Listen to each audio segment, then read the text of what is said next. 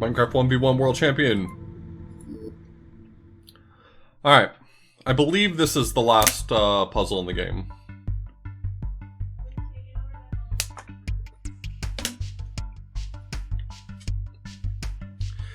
Create a file in your host containing the host name and hardware register value of each neuron exactly once, sorted as pairs from lowest to highest host name.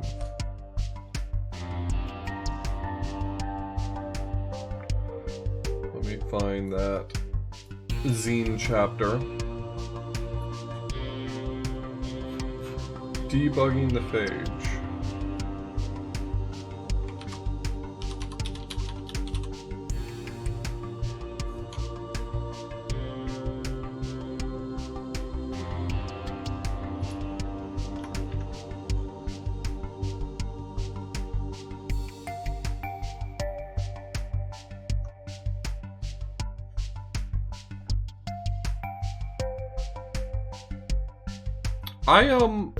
I feel like I've done really well on a lot of them. It's always these puzzles, the Mitsuzen phage puzzles, that I feel like I do the worst on.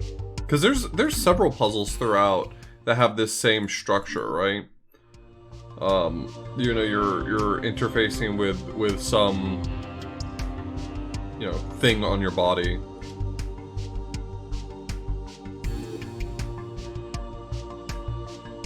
I don't feel like my solutions are particularly great.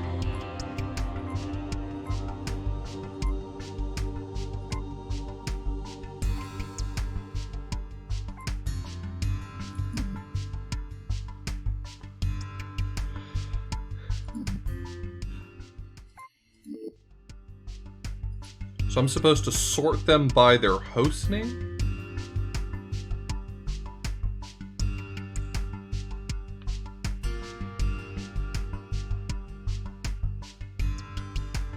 Create a file in your host, contain the host name and hardware register value of each neuron exactly once.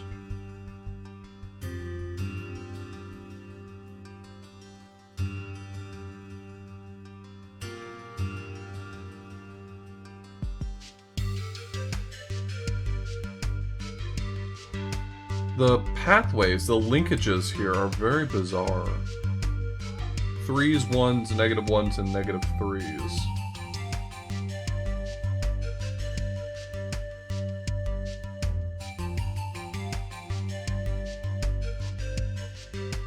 Hostname and hardware register. Sorted by their hostname? Okay, I see.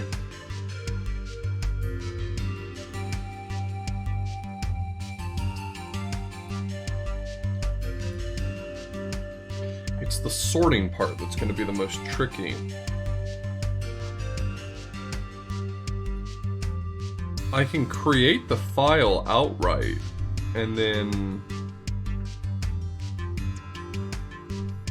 I can create the file outright, and then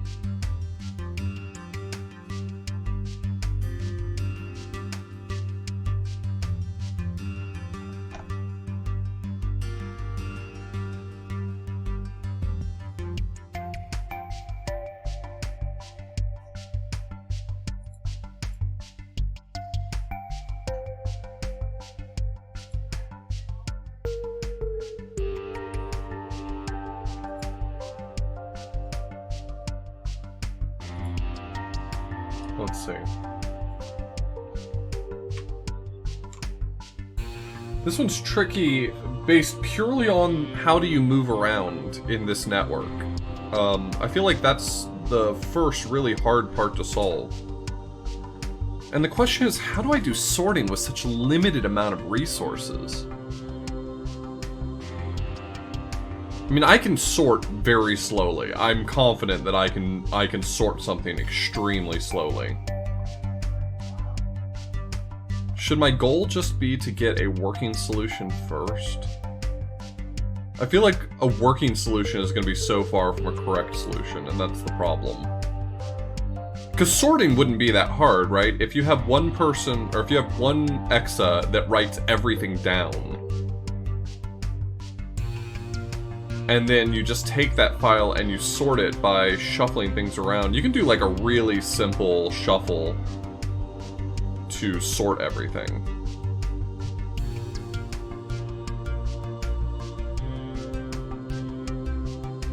You don't even have to shuffle, you can just have...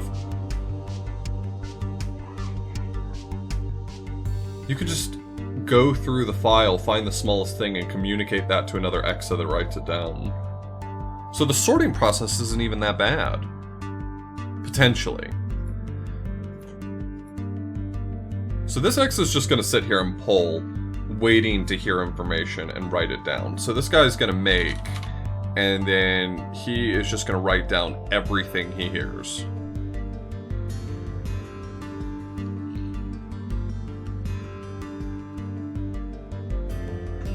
Does this have bubble sort? Well, you know, it has anything you make yourself.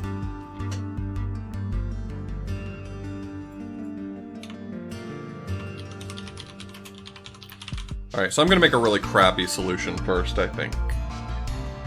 I just want this guy, who only is communicating locally, to just write down everything he hears.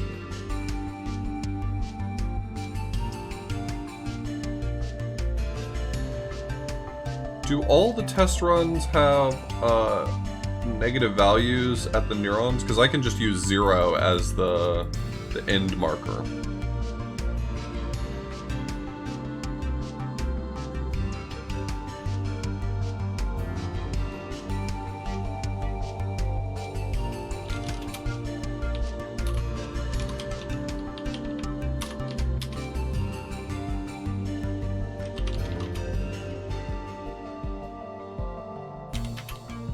Copy from the M register to T.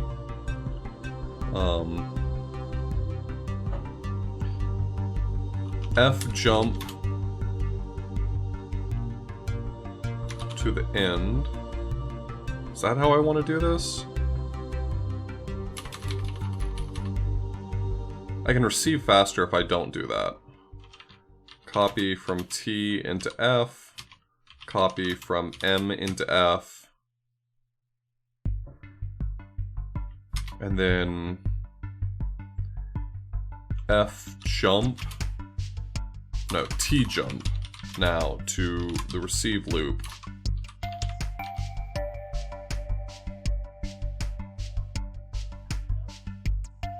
I did not think this through, shit. I'm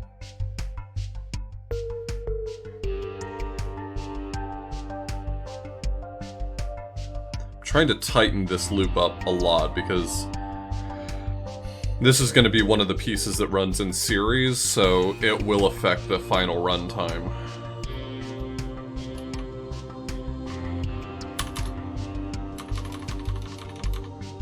I guess just F jump to the end, fine, whatever. And then copy T to F, and then copy M to F, and then jump receive loop. And then mark end. I don't have to write anything else. It'll halt and drop. That's fine. This guy is going to be listening globally, and eventually I'm going to switch modes. That's going to be my plan. What I want is, and this is going to be the tricky part, what I want is to do a branching search.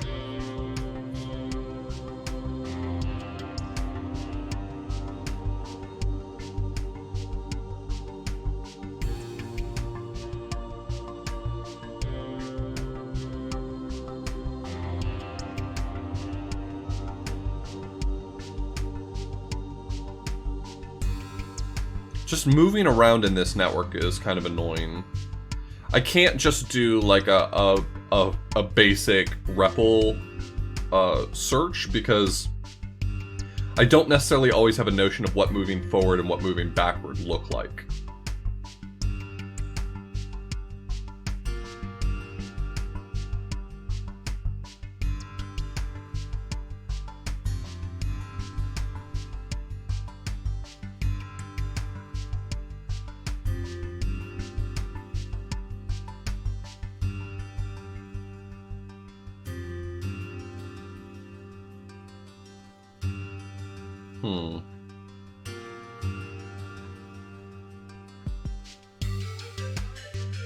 There's several problems I have to solve here. One is solving how to get exactly one EXA into each area and not ever, like, moving around too much. Once I get everyone there, then I have to have them be able to communicate back with this information. That is tricky. That's really, really tricky, because they're all going to be wanting to communicate on the M register simultaneously. So how do I break that tie?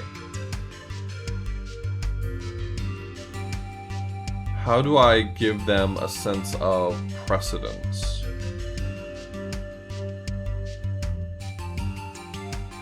This is going to be a difficult bit of synchronization. And then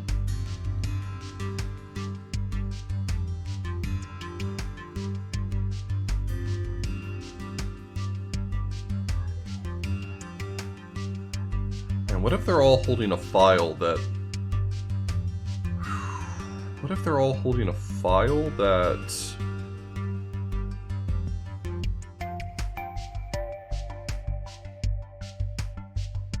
What happens if you try to enter a room and you're blocked? So what if I, REPL mover...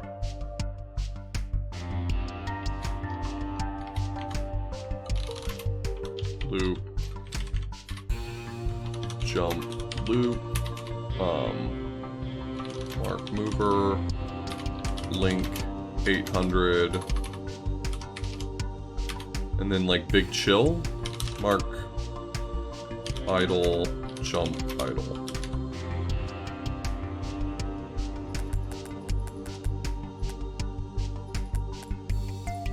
So is this one just like chilling? So this guy right here is chilling on the link 800. Cannot do anything.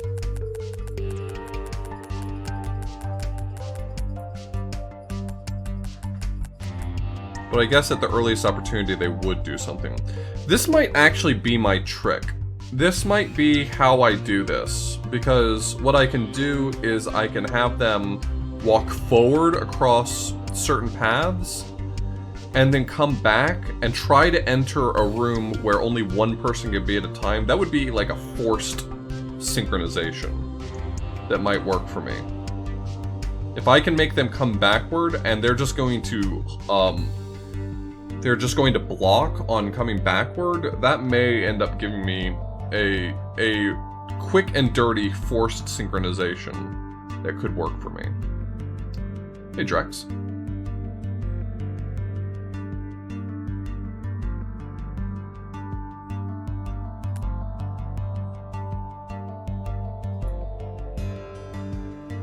This will require that every EXA have a file that tells me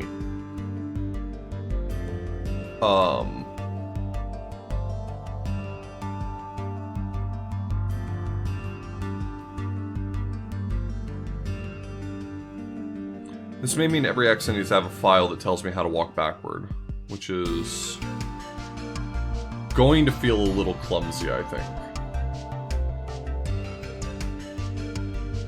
Oh, that doesn't even work fully either, right? Because...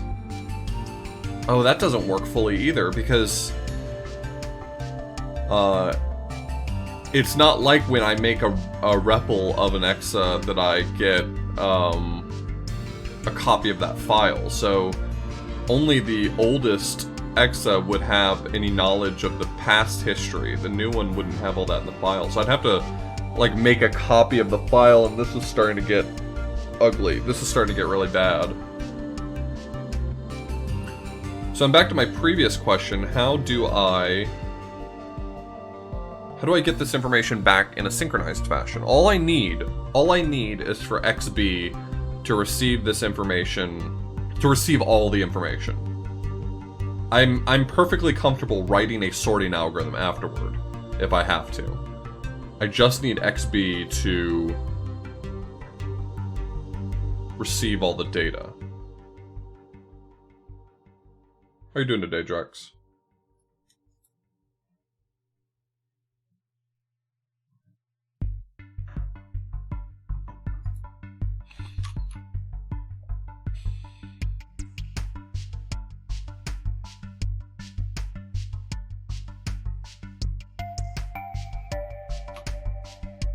If XB can get all the data, then XB can send the data in the right order back to XA.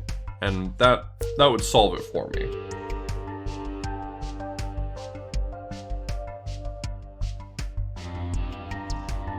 I just need XB to receive the information synchronized, and that is tough. It's really, really tough.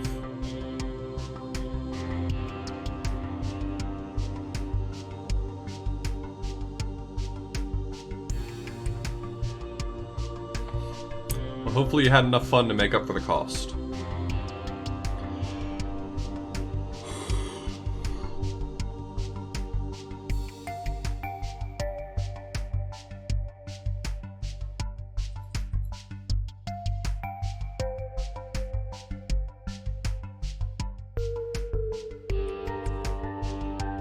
It is a tricky game, that's for sure.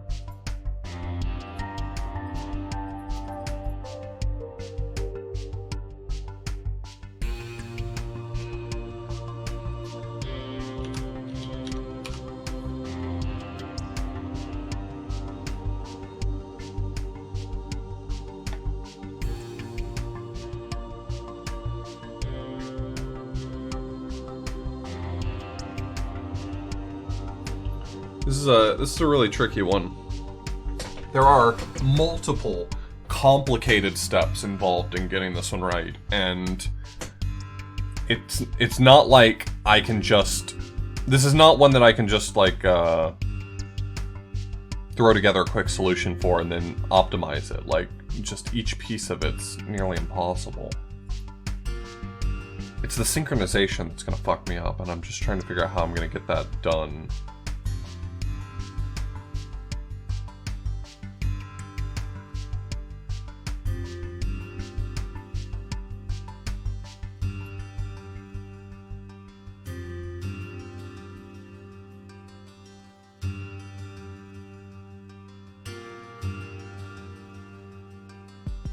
If everyone tries to write out at the same time, I'm going to get an absolute mess of information.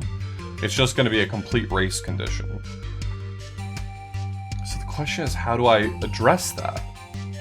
Everyone's a different distance away, but some are like similar distances, so this guy on the left here and this guy on the right here are both one node away, so I can't just rely on amount of time it takes to get there to do the synchronization for me. I mean, that would get me close, but it's not really enough. I think my previous idea was a good one, I just don't know how to make it work.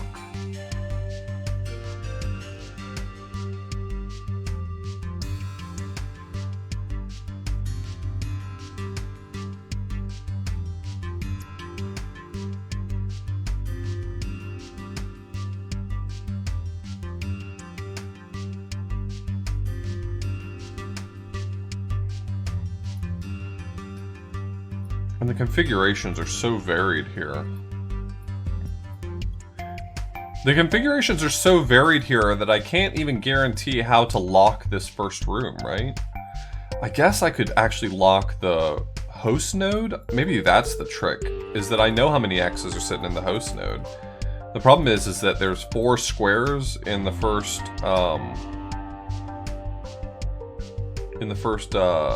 host, like HDI host. There's four squares here, but if there's a nerve register here, then that takes up a square, but there isn't one here, so like filling the spaces seems like a bad idea. God, this one's rough. This is the last puzzle in the game, so if you're looking at this and you're like, oh man, this game is just makes no sense. Well, I mean, if you don't program at all, then maybe it makes no sense no matter what, but this is supposed to be the hardest level in the game. I'm pretty sure this is the last one. List of EXAPUNKS levels. I'm almost certain this is the last level.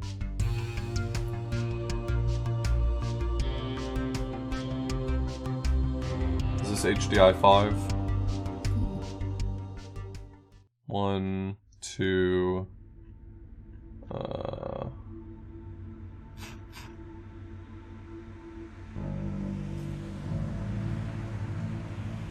Yeah, I think, yeah, this is the last one.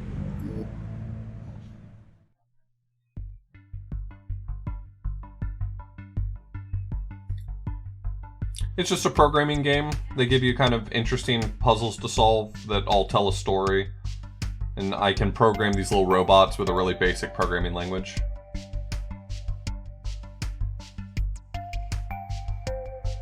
Just trying to think of how I'm gonna do this. It's the synchronization that I haven't figured out. That's what I need to figure out.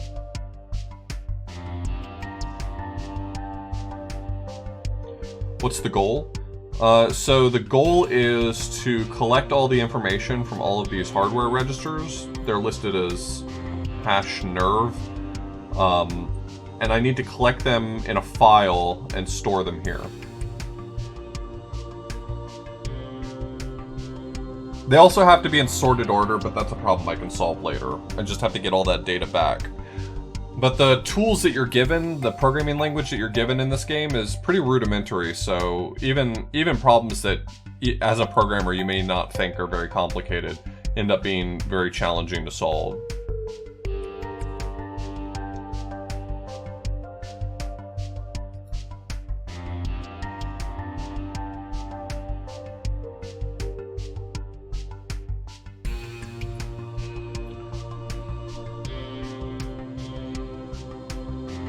I mean, I can really easily branch out. I'm not worried about that. I know how to branch this whole network.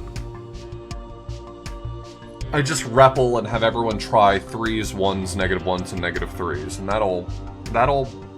that'll get me all the way through the network. But the problem is that I have no guarantee that any one of those links is a forward link, is moving me forward through the network. And so I may end up duplicating data in a way that I do not want to. And, perhaps worse yet, is that how am I going to communicate that information back? If I go forward, that means implicitly I need to find the way backward. So do I keep a trail of breadcrumbs? That's not impossible to do. What if, oh god, what if?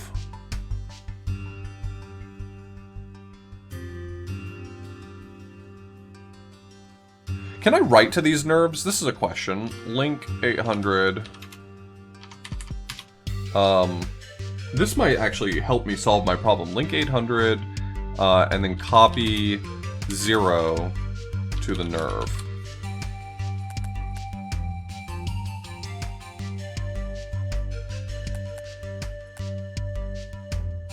No, I'm not allowed to modify them. They are read-only. That's unfortunate. Modifying them might have helped.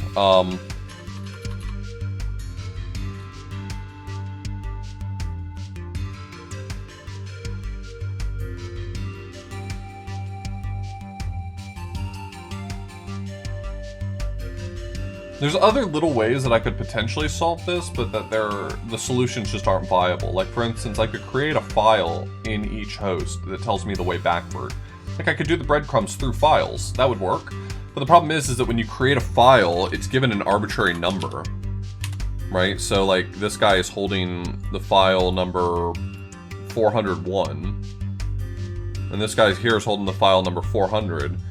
I need to know that number in order to pick it up. So I'm kind of, like, already a little bit screwed.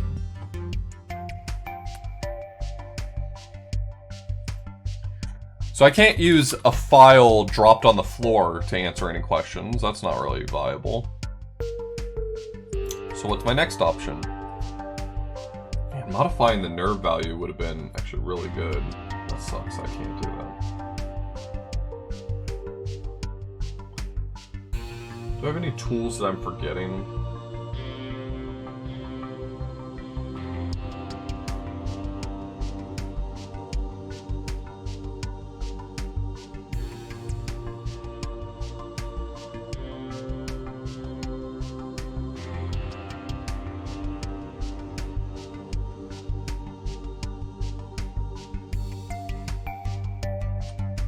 So many little tiny things that they did in this game that make, I feel like, it much harder to solve some of these puzzles. I mean, I know that's intentional. That's not, I'm not surprised by that. It's just, a little annoying.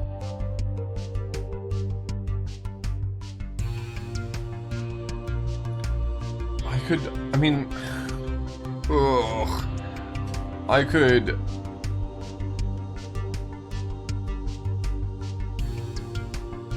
have one Exa just walk around to every nerve and encode things as an Eulerian tour. Right? I could just keep a file that's responsible for mapping out the pathway through the Eulerian tour of the tree. Oh, I really don't want to write code for a fucking Eulerian tour with one Exa.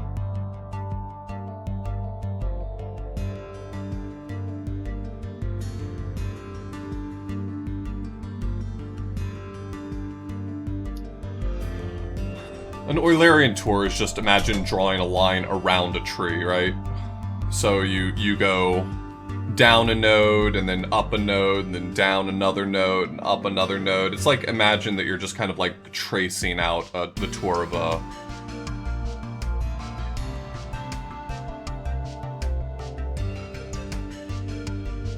It doesn't like the word Eulerian? Oh yeah, man, you're right. It does not get that right. I wonder if I pronounced it wrong, if it would get it right. Like, Eulerian or something. No, that's worse. That's way worse. It had a bad mouthfeel as well.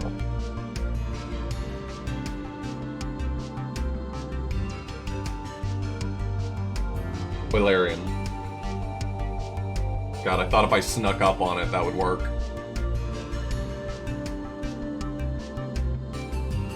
Eulerian. I'll get you. Don't worry, I'll get you.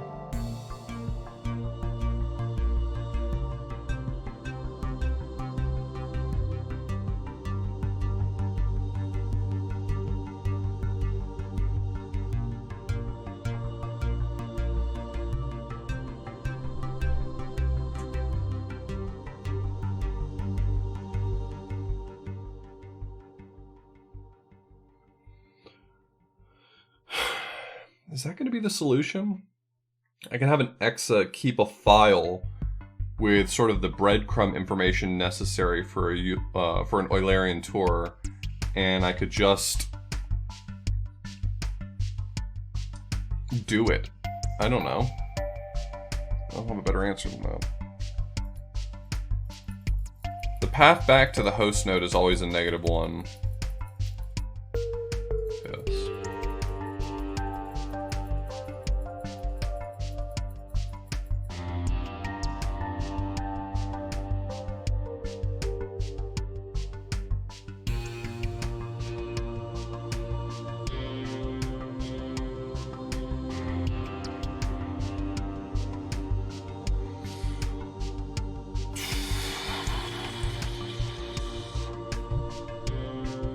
As long as I always do -1 last in order, then that should work as a relatively viable method.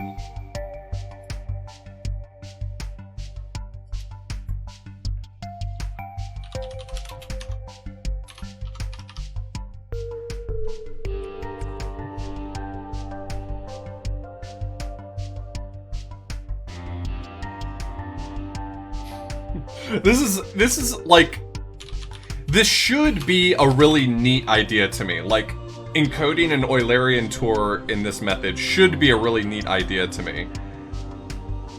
I don't like it. Does that kill me? Yeah, so if I try to take a path that doesn't exist, that just kills me. That sucks.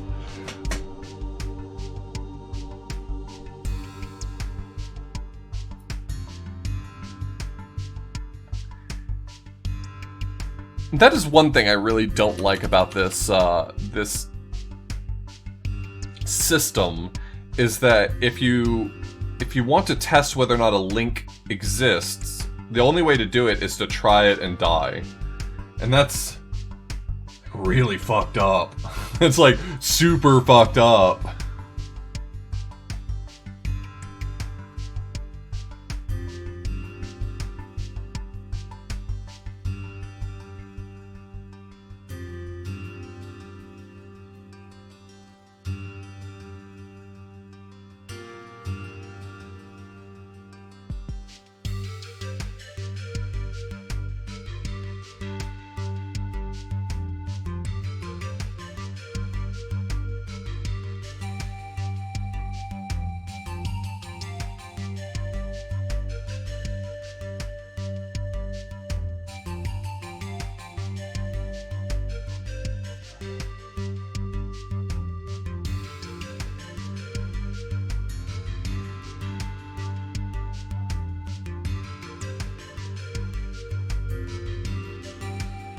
I'm like, okay, so I came up with this neat idea that I could probably use to solve this problem, and I've already run up against several issues. My idea involves one file and one exa, which should be attractive, except for now I can't determine what paths I can take because trying a link and failing just kills you.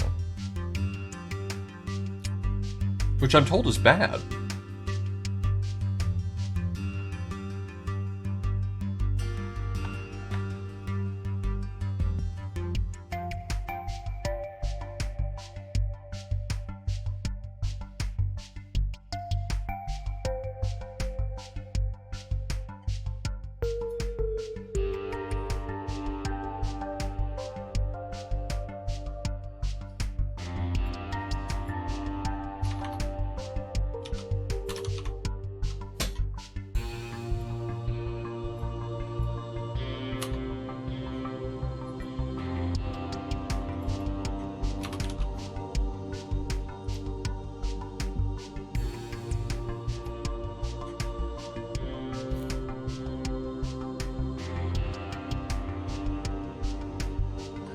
Like, even something simple, right? Like, just trying to copy from the register when you don't know where the registers are is dangerous, right?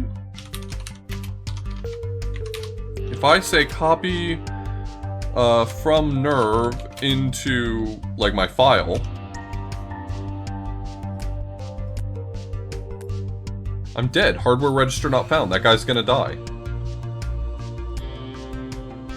So even the process of reading that information is killer. Is that useful to me?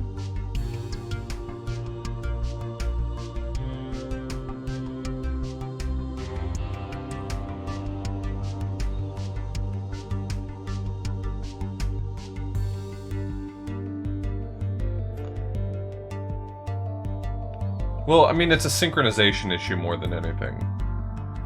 It would not be hard for me to get one exa into every single host and go from there. I mean, I could write that right now just to prove it. I could get an exa into every single host. That is very easy for me to do, but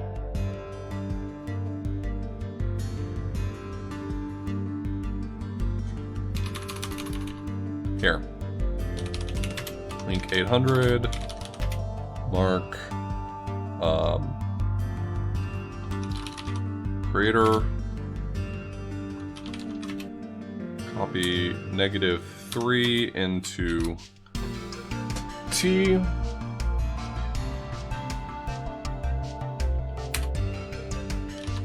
REPL go. Add I.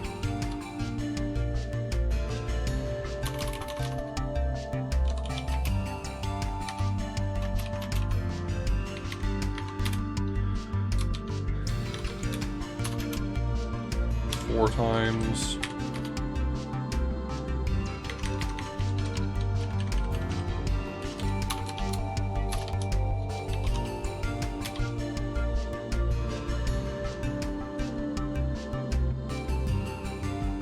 And then, I don't know, halt. I don't really care what they do when they get to that point.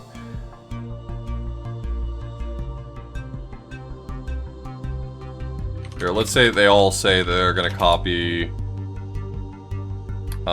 from nerve into the M register. It's fine. No one's reading from it, so they'll just stall. And then mark go is link T and jump creator.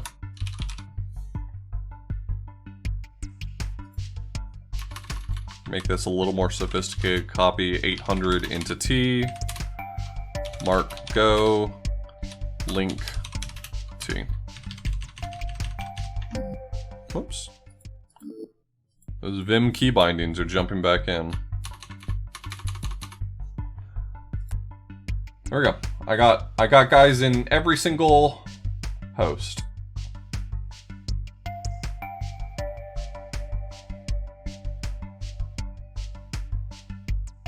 Easy.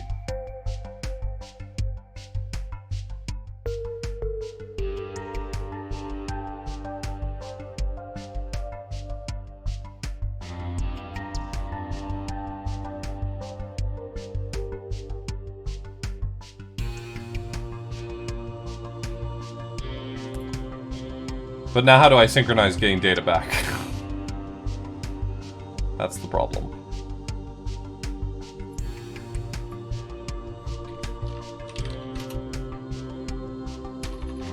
Yeah, there's a random number generator.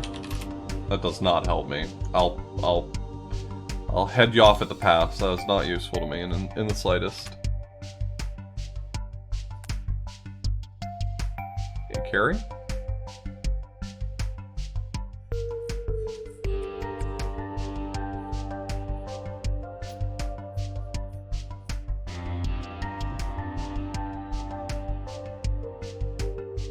This is the last and definitely hardest puzzle in the game.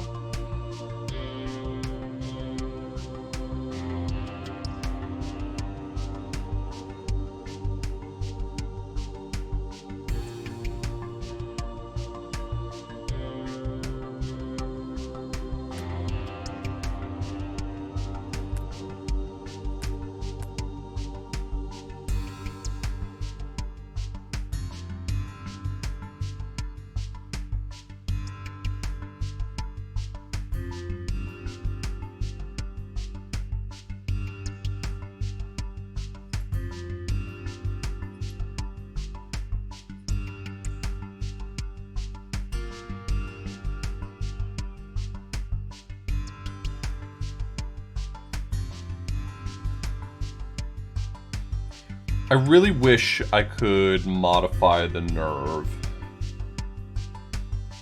What's the max cycle for this one? I think the max cycle for all of them is 100,000.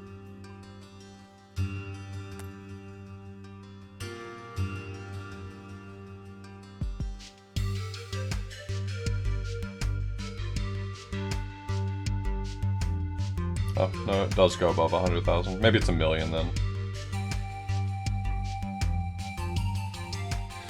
This is a 3-part problem that I haven't even. I mean, I've solved the last part in my head at least. I know how I'm going to do the sorting at the end, but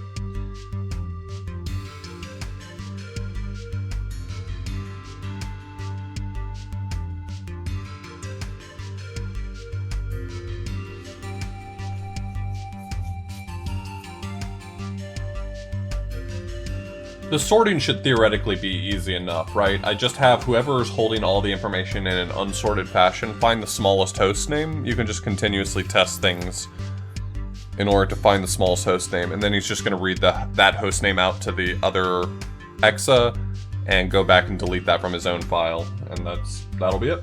That'll give me that information.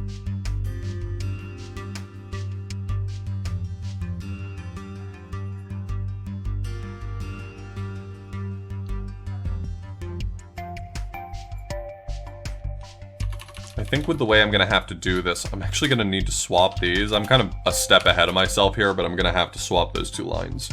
I'm actually way ahead of myself, but that's fine. I don't really care. It's this part that I can't figure out. I need to get 1 EXA to get to each nerve, and I have to figure out how to send them back in a synchronized fashion. Because the output's supposed to look something like this, you know, sorting all of the host names and match them up with their associated neurons, but I'm not even at the part where I'm sending host names yet, right? Like, I can send the host name, but not until I've tried to send a neuron value. Is there like a sneaky way I can do this? Like, make sure that there's only 1 EXA inside each room? I feel like any solution I try to do like that is gonna be... It's gonna work, but it's gonna suck.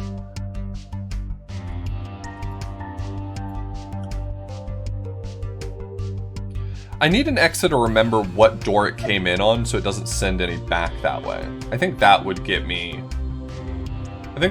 a winning solution. Or at least one step farther. So this right here might actually be fine. I just need to make sure they never try to go back. So they need to remember what door they came in on. So copy x to t, no, t to x. And then if there comes a point where they would try to REPL one that has that t, they skip it.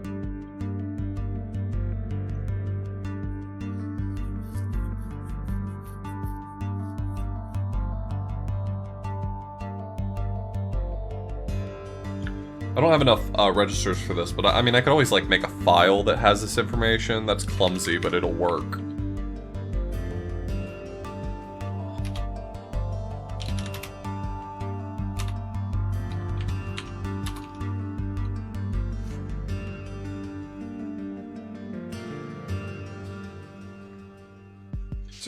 Is there a good way for me to do this? I just want to make sure they don't try to walk back along the same line.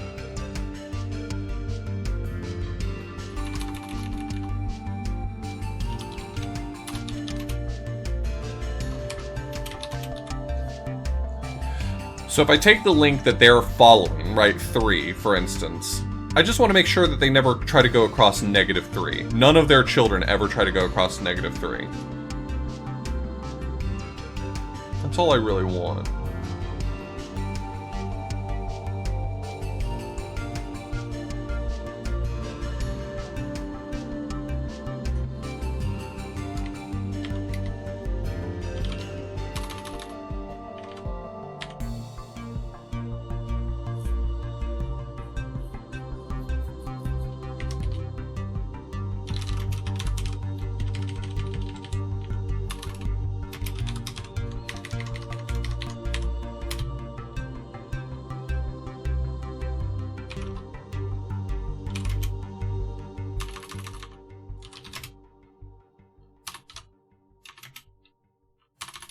I'll just do a test.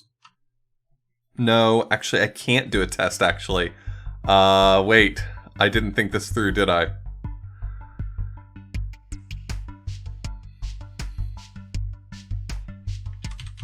I need to not use T for this. I need to use X. Hold on, I need to swap all my T's for X's.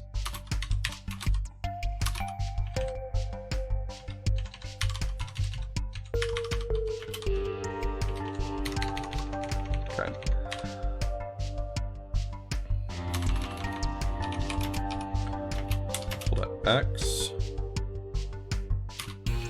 F jump, to go, let's hold.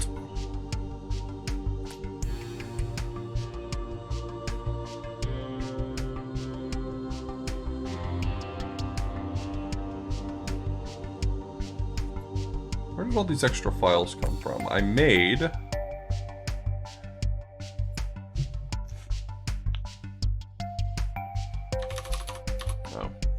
didn't end up using them, so. Okay. So I've got one Exa in each host who wants to send this data back desperately.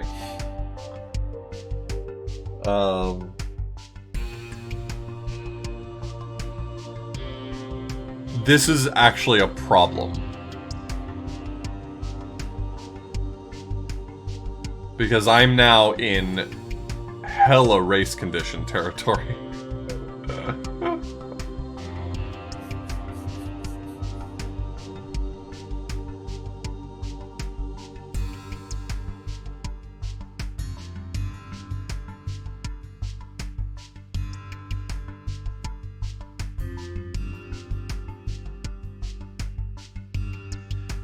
Like, whoever I received this information from, it's a problem.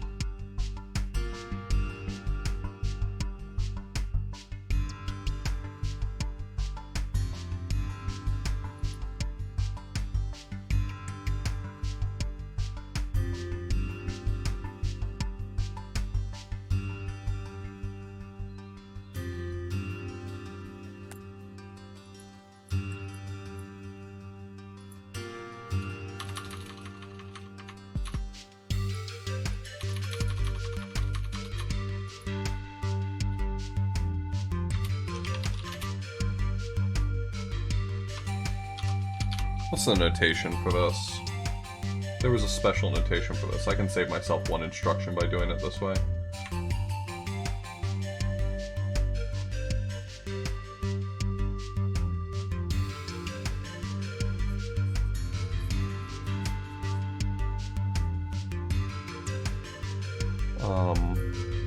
Start at -3 and go up by 2 at each step. That's what it is. Okay.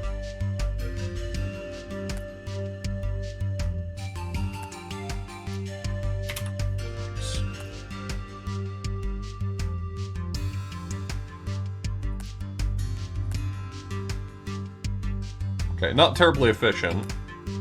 The question is, if I pulled this information off fast enough, would I...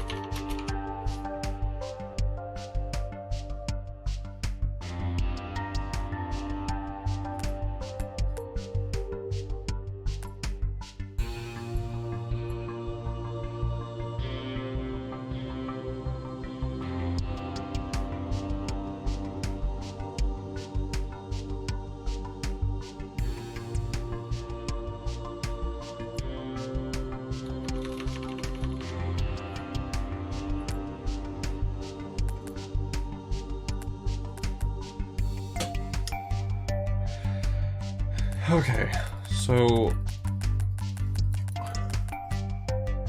this guy's ready to send. If I had a guy just at the ready to receive, maybe the timing would work out.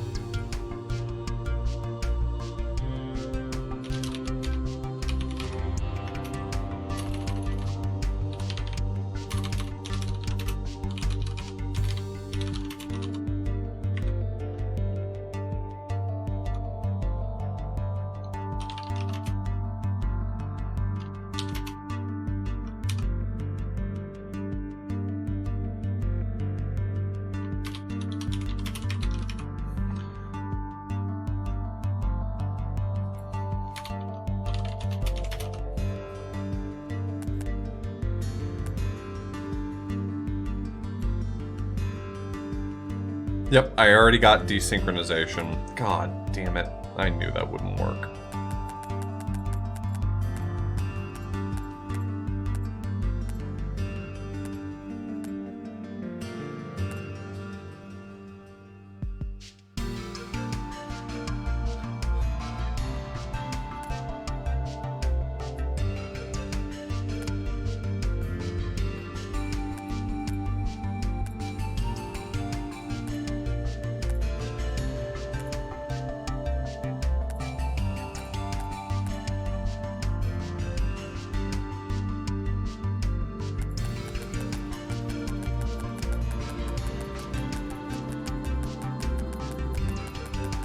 Oh, here's an interesting thought.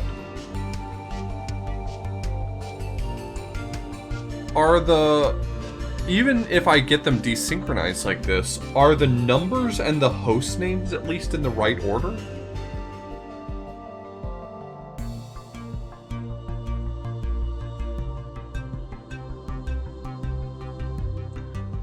In the event of a race condition, I don't think there's any guarantee that the person who tried to send first is the person who will successfully send first. If there were some guarantee of that, then this might actually work. What if I try to send all of the numbers, and then have everyone just wait until it's quiet? And then have everyone send the host... No, that's gonna not guarantee them in order either. I know that the appropriate number will always come before the appropriate host name, based on the way I have this set up. The problem is a situation like this, -48, -63, don't guarantee that the next two are in the right order, right? This -63 could correspond to the next host name. And the 48 could have just been offset. In fact, I can prove that, right? Like, the fact that the correspondence sort of breaks down later. Right?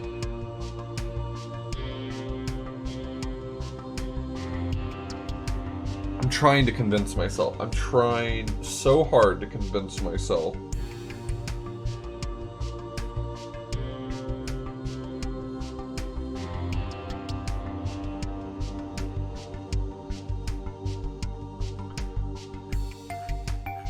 I need to find... There's some notes in the document about the M register. I just need to, like, confirm that my understanding of it's correct.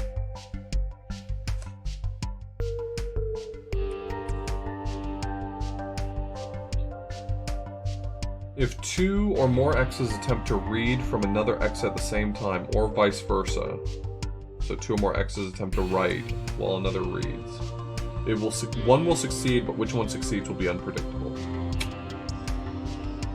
Ugh.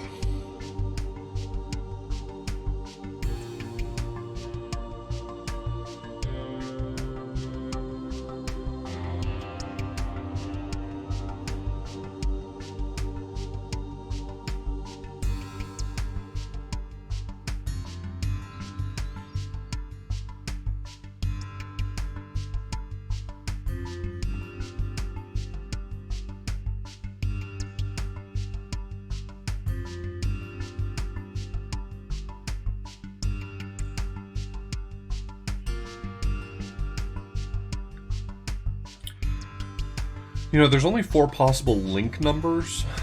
I wonder if there's some way to just keep in a register. No, because 2 to the 10 is... No, 2 to the 10 is storable. I can't go any higher than 2 to the... What, 14?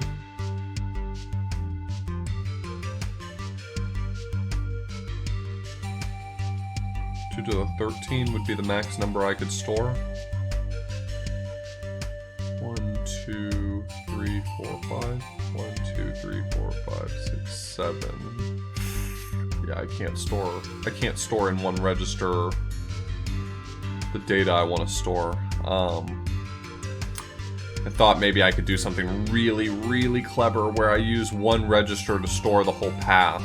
If I store them as 2 bits, 2 bits to represent -3, -1, 1, and 3. This is the very last puzzle. This is the hardest one. But 2, 4, 6, 8, 10, 12, 14. 2 to the 14 is larger than the largest register can hold, right? 2 to the 14 is 16,000.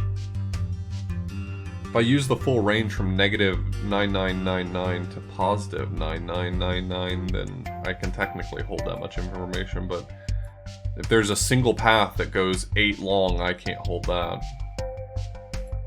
If one of these configurations, 1, 2, 3, 4, 5, 6, 7, is longer than 7, that's not storable. 1, 2, 3, 4, 5, 6...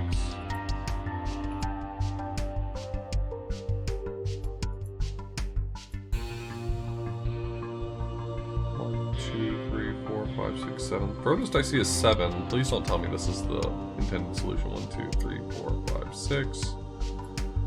1, 2, 3, 4, 5. 1, 2, 3, 4, 5, 6. I really don't want this to be the intended solution. 2, 3, 4, 5, 6. I don't like that. 1, 2, 3, 4, 5, 6, 7, 8. Thank you. Thank you so much. Thank God. Okay. Alright. Whew.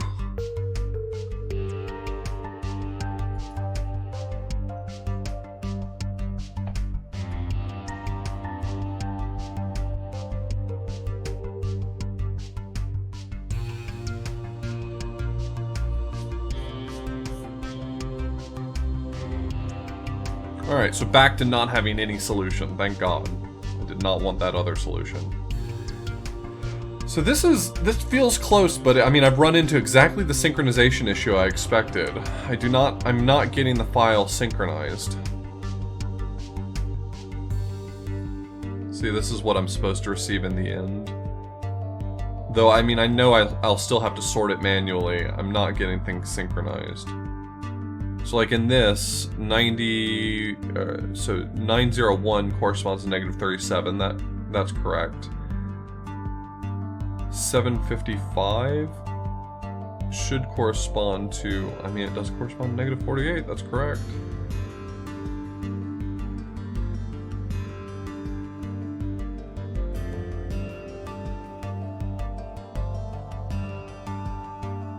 Is this gonna work? Negative 52, is that 963?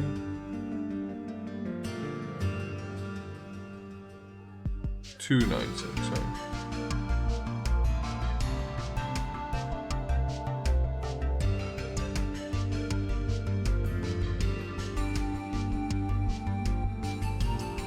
Okay, I found a spot where my plan doesn't work, I don't think. Okay. Alright, so I was worried that the claim that the M register was not predictable was false and that it actually was predictable, and it turns out it's not predictable, exactly as quoted. Great news.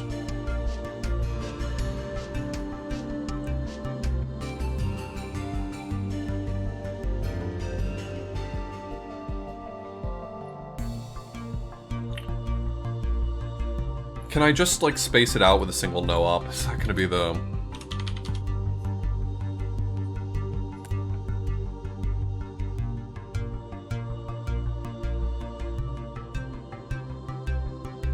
Oh, that was so close. Does another no-op solve it?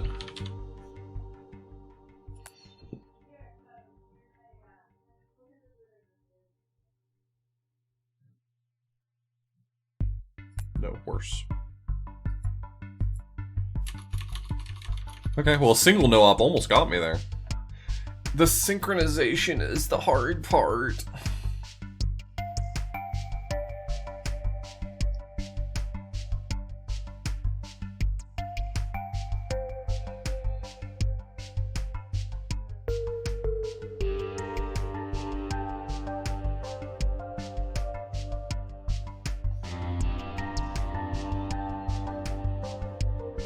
What if I have them manually reconvene? What if I have them all try to walk back? I don't know how I'm gonna have them walk back. I honest to God have no idea.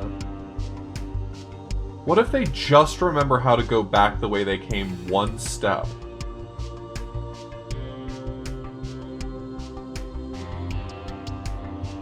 They combine their data in some way and then take it back one step.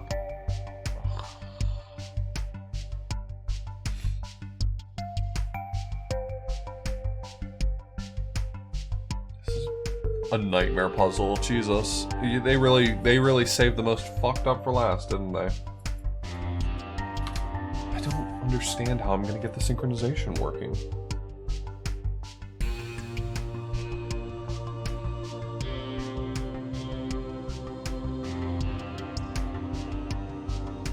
I know how to make an EXA walk backwards one step.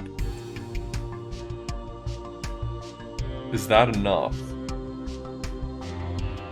The problem is that works for leaf nodes. So leaf nodes can easily walk back one step, no problem.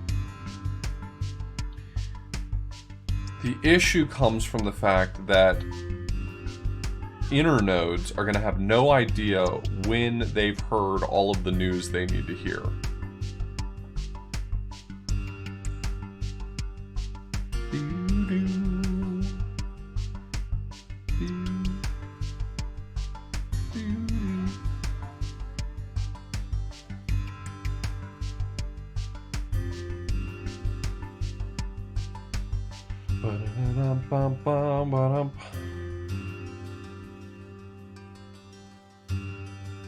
This one's a real stumper.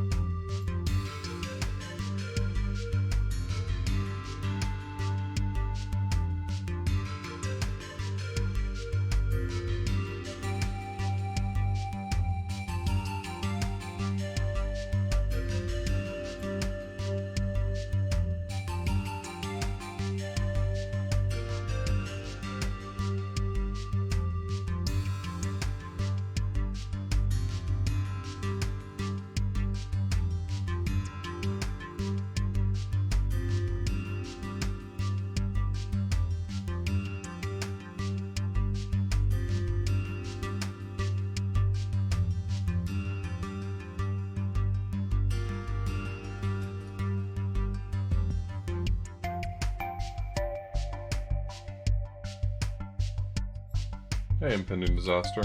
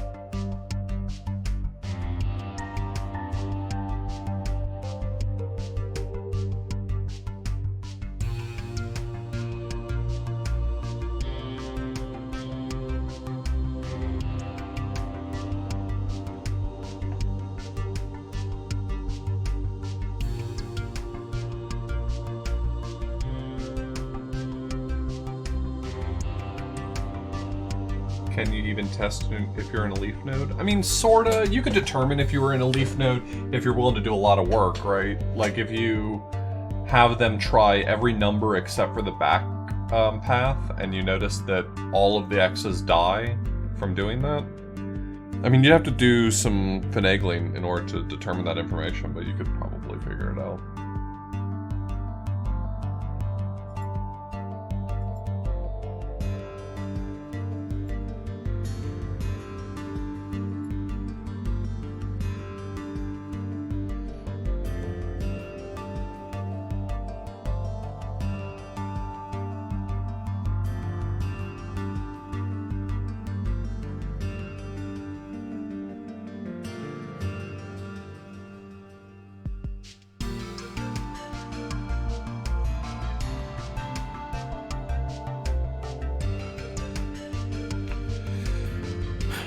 I think I have an idea, but I feel like it's going to be slow. My idea is that I can synchronize them all by having them all try to write this data and not read it, and then essentially have the one who's receiving the information tell them to wait, right?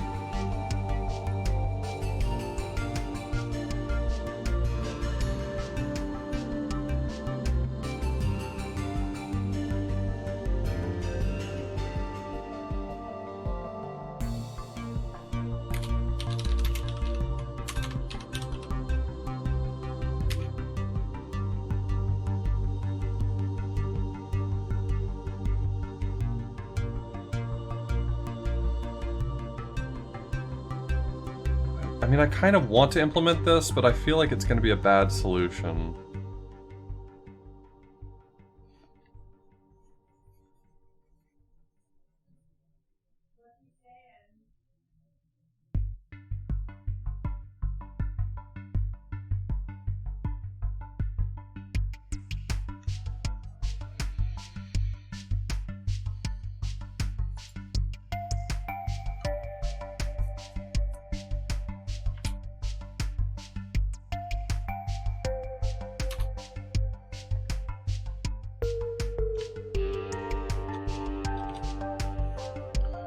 So what I want is I want someone to hold a test MRD loop.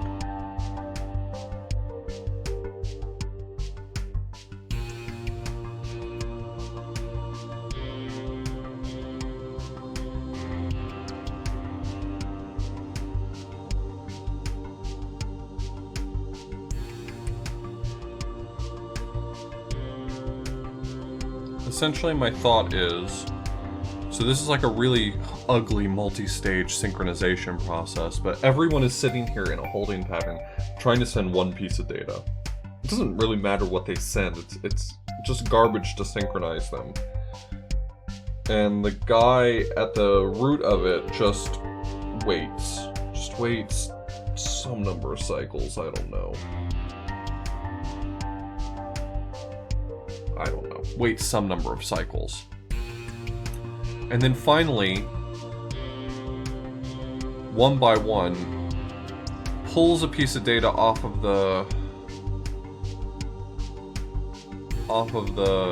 nerve and sends out synchronization messages, basically saying you wait this many cycles and then tell me your information. And he can force everyone to synchronize that way.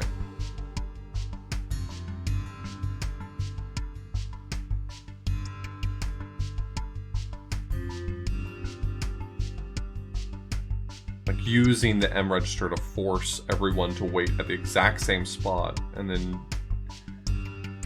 doing this process could work, I guess. Bum, bum, bum, bum.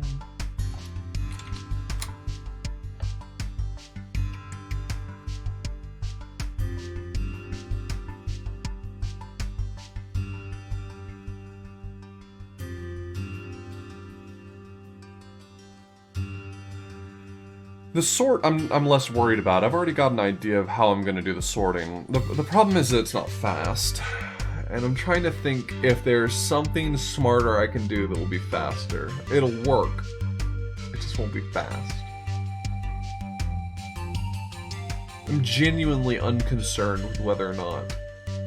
Or I'm fully aware that this will be slow. But it will work. I'm confident that this solution could work. It might take a lot of code to do, and a fucking ton of cycles, but it would work. Let me look at something. So if I go to... one of these examples had 8. Which one had 8? 1, 2, 3, 4, 5, 6. That's not it.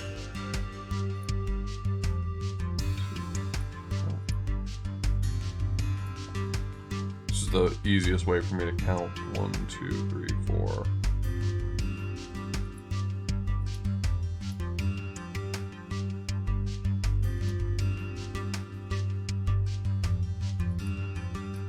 Found one that was 8, right?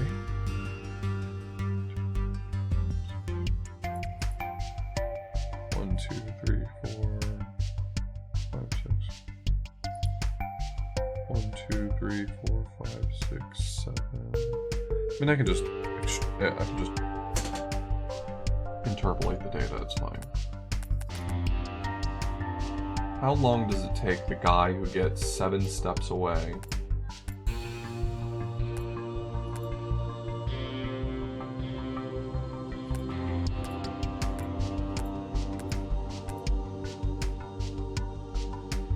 It took me 62 cycles for him to be ready to send. It was ultimately along fairly quick network lines, right? It was all -3s and -1s. That's about as fast as it gets, so... Really, let's say like 150 cycles might be the max that I need to synchronize everyone? Is 150 cycles really that much to spend on synchronizing? Yes. It's too much. 2, 3, 4, 5, 6, 7, 8. There's my 8.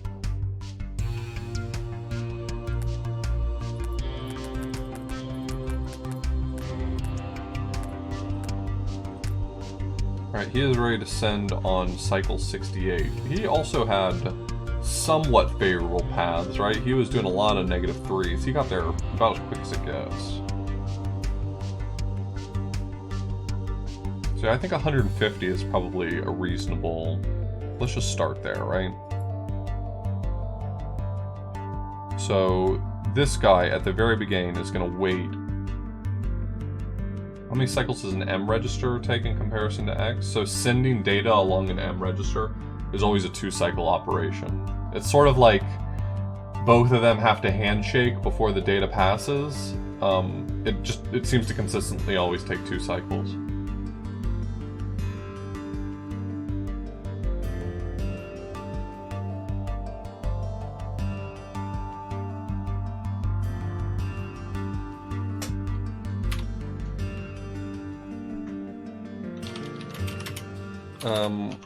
I can adjust this number later if I don't like it, but I can sub I 1 from T into t, so t minus 1 into t, and then t jump into sync. And then once I'm here, now I want to do a loop where I pull off data and send them back a synchronization ID. So here I'm going to copy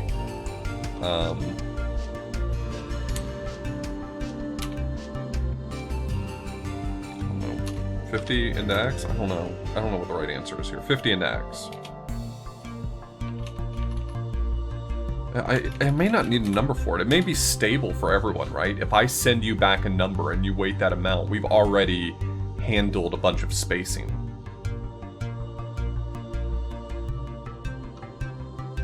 So now I just want to mark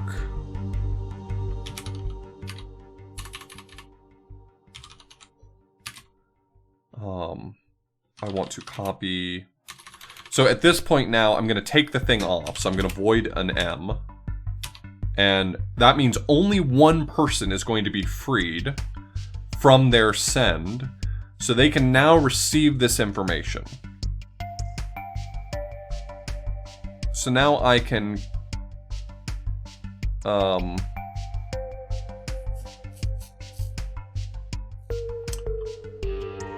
test MRD and T-jump to MRD.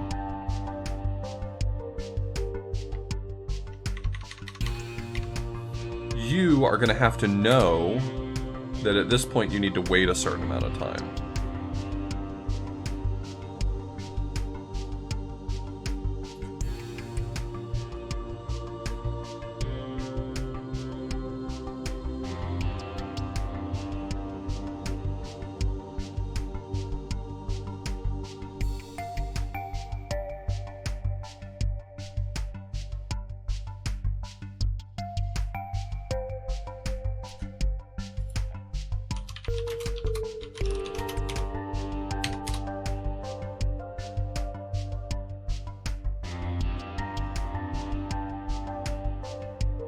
The synchronization exactly right actually might be a little tricky.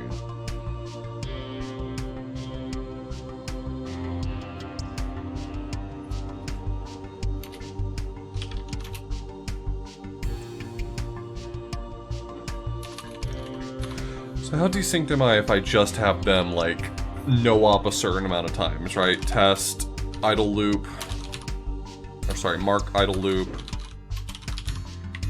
Copy, let's see, I don't know, 50 into T, I don't know. It actually doesn't matter, because I can lower this as needed. And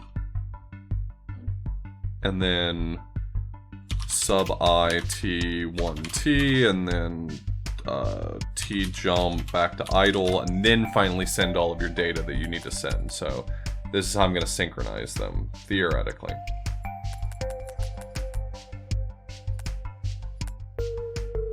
This guy right here is, nope. This guy down here.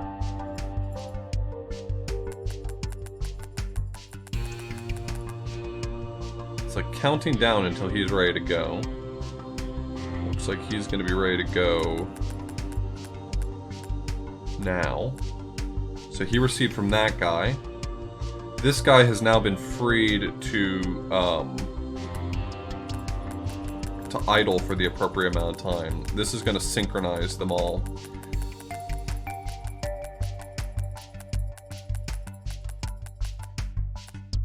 So let me jump back to this. I don't need 50. Let's just do 30 for right, no, 20 for right now. This is not going to synchronize correctly. I can already tell you. I can feel it in my bones. This is not going to synchronize correctly. I feel real strongly that I'm right here.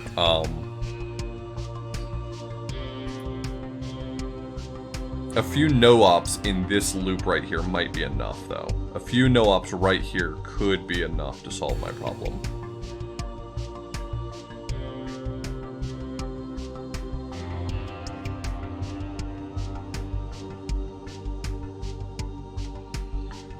So let's get to here the first time. Alright, you're the first person who sent me that.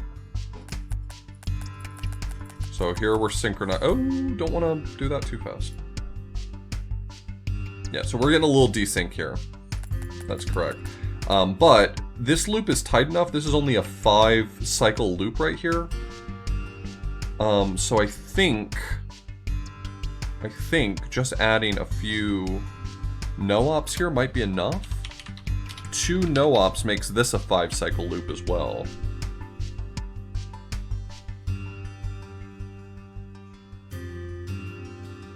The problem is that this number is almost certainly going to need to go up.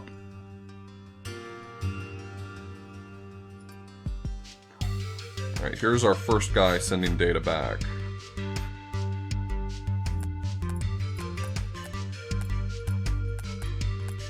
That guy knew it was his turn, he sent both data.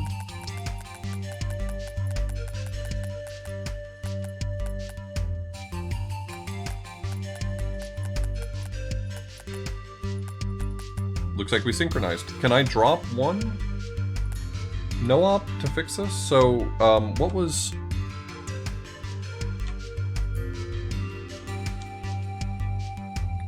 Just out of curiosity, idle curiosity, does the right answer...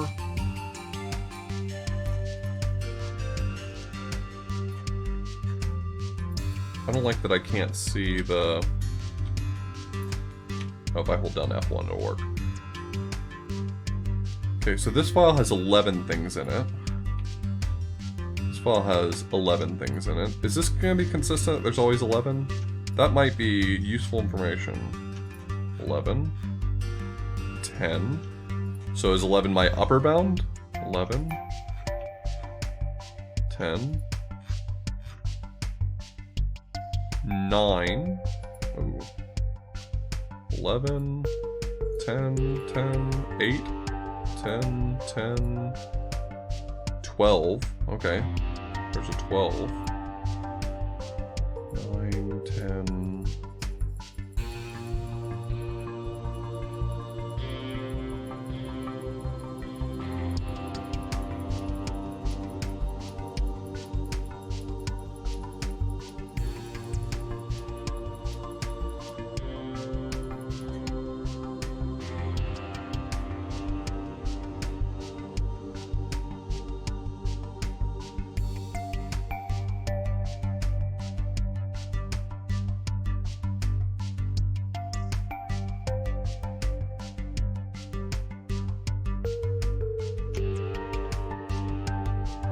Well, this will work, but it's kind of sloppy.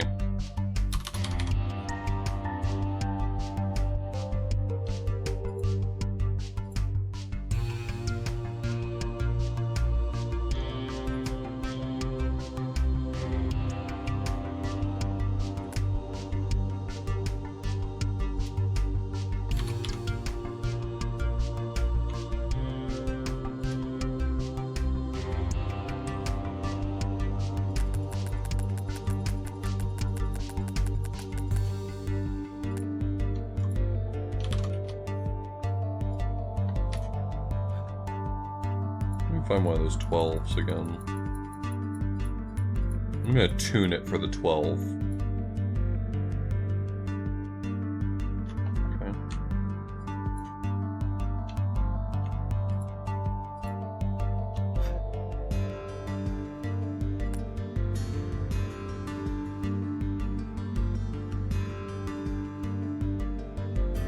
That worked. So drop this to 30. Does that work?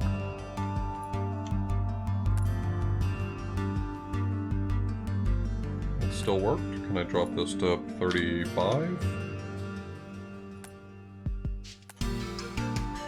Still works. 30? Still works. 25? Does not work. 28? Does not work. 29? Alright, 29 seems like my smallest number.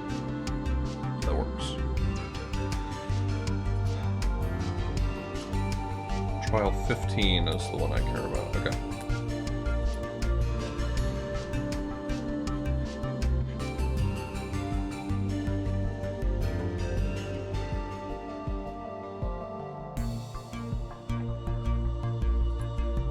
And fewer no-ops does not work for me, right?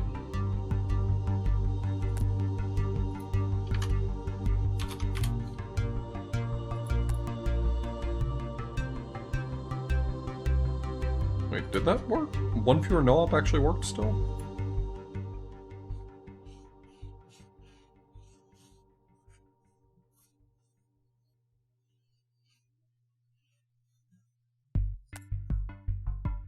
Okay, whatever. I'll add another no-op if I need to.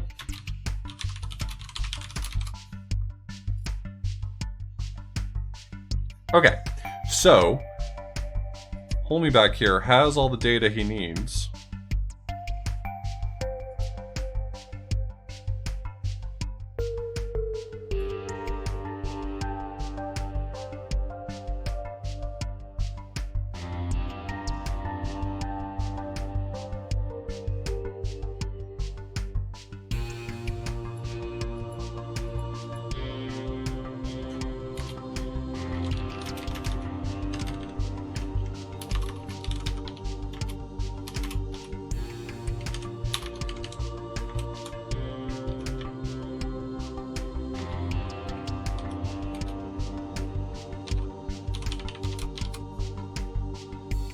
Okay, so that's a count now.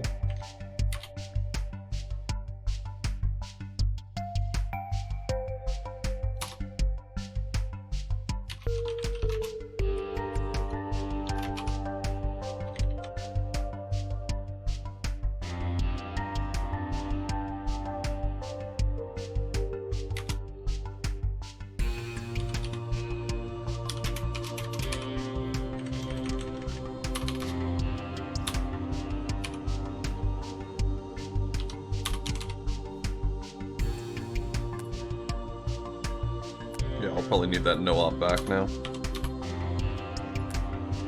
we go. Okay, so anything else that needs to be done in here, I can replace that no-op, that's fine.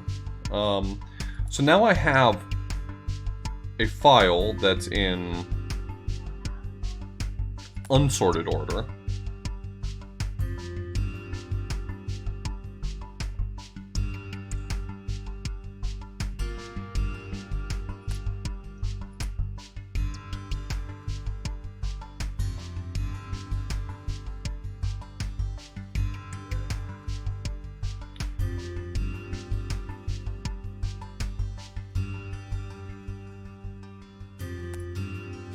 So what sorting algorithm do I want to use?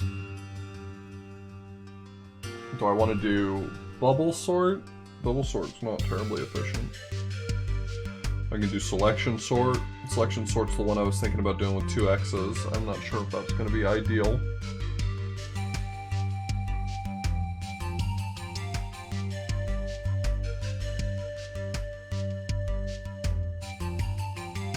Insertion sort's too many moves.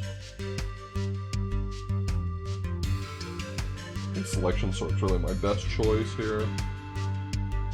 And doing a selection sort with 2 X's isn't really that bad.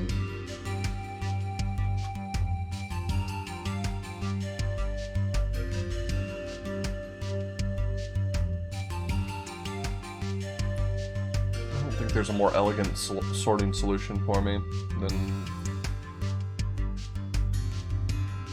one of those.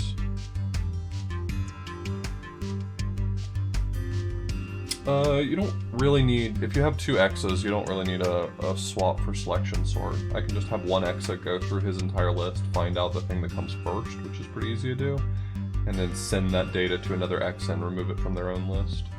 So you're sort of keeping the 2 halves of the selection sort in 2 separate X's. I mean, essentially, you can solve this problem with 2 X's in any case because they've got more registers to work with, right? So it's getting around the issue just in a different way.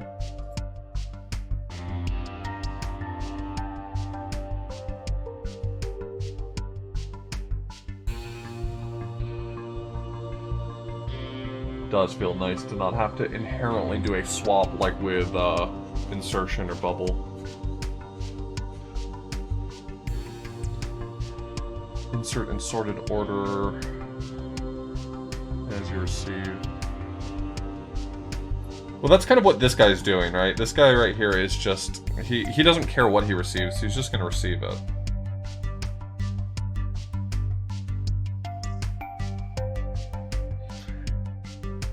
That's why at this point, this guy's got to swap modes. So he's going to swap modes to be local and now communicate his list to the other dude in the right order.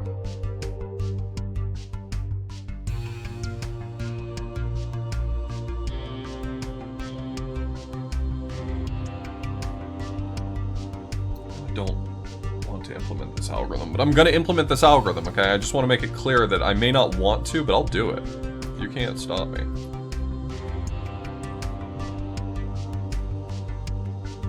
Receive from the distributed network of nodes. Well, that's really hard, right? To receive in sorted order. Just because, like, even if they all communicate their host names to you, you basically would have to send them back the correct synchronization key based on that. Which the only way you could do that is to just sort it, right? Like, it's one of those problems. Like, it would be way easier to sort this list if I had it already sorted.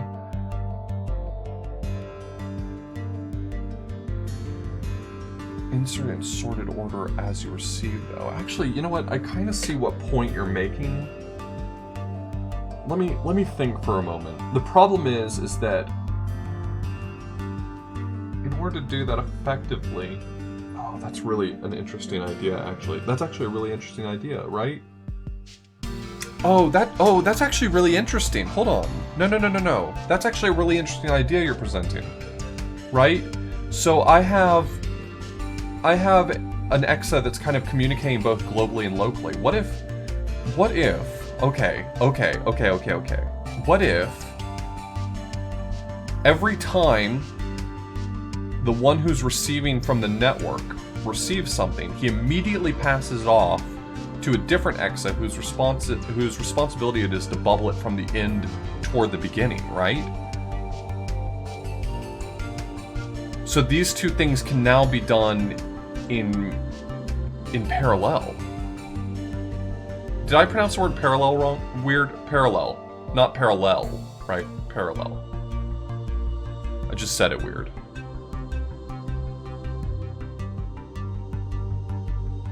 This is a really interesting idea. I actually really like this idea. Hold on.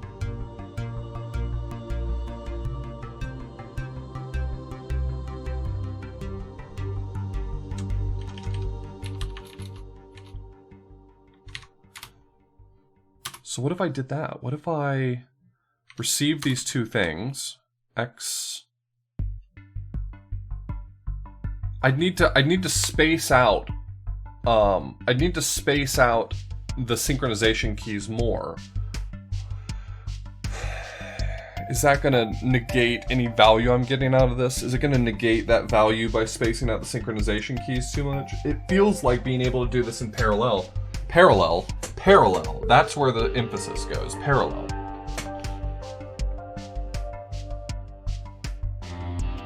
Well, it would put more work on this guy, because this guy right here is just... My intention was for him to just receive it in sorted order, right? It would be the responsibility of this guy with his unsorted list to pass things back to this guy in sorted order. And that would essentially be an implementation of... selection sort, because with selection sort, you take the unsorted portion of your list, you find the smallest thing, and you place it first, and then you kind of narrow down what you consider to be the quote-unquote unsorted portion of your list, and it just requires one swap in order to accomplish that. But the swap we can actually lose. You can forgo the swap by just copying it to a different EXA and deleting it from your own list. Not trivial, but doable.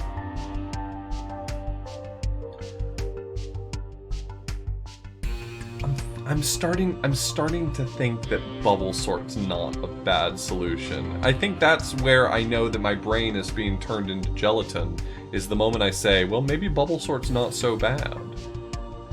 Maybe bubble sort brings up a lot of really great ideas that we shouldn't be so quick to dismiss.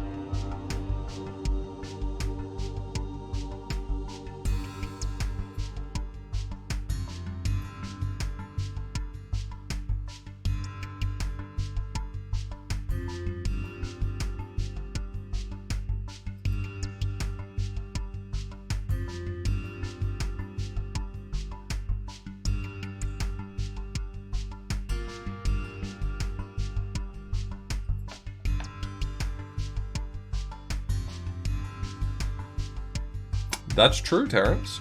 Bubble sort is incredibly efficient for data that's already sorted. That's an excellent point.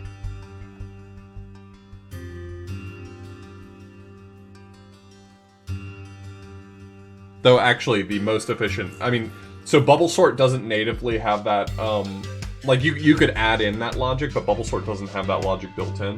The only quadratic sorting algorithm that is built in fundamentally is linear time on already sorted data is insertion sort.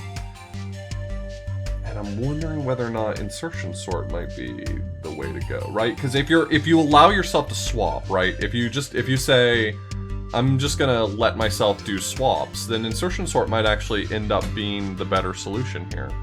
Basically, every time this guy receives data, you basically do insertion sort, but in reverse. You treat the beginning of your list as the already sorted list rather than the end, and you just swap it to the correct location. The thing I'm trying to figure out is if there's an elegant way for me to parallelize this.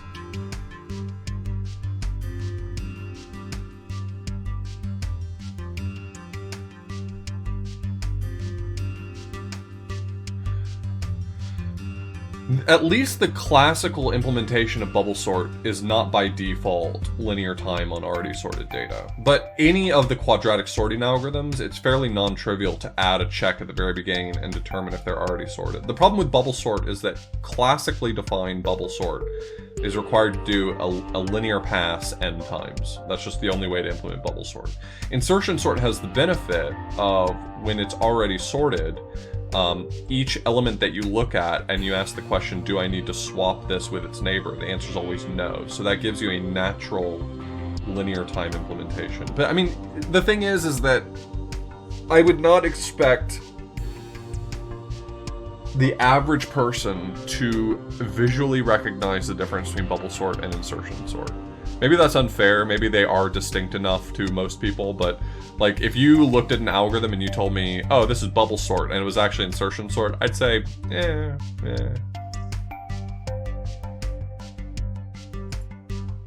But bubble sort and insertion sort are two different things.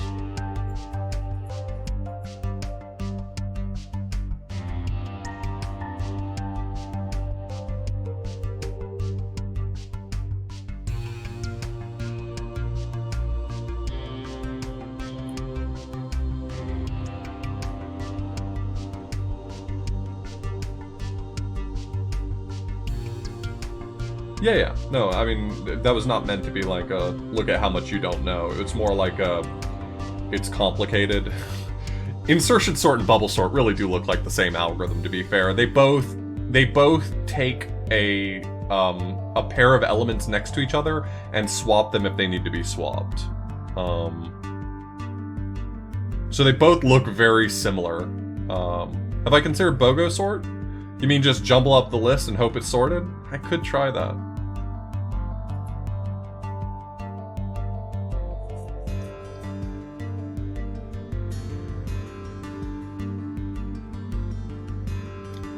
Was there one that had sorting? Sorting is such an awkward thing to do in this sort of setting. I'm really curious whether or not there was a previous one that had like a sorting mechanic in it.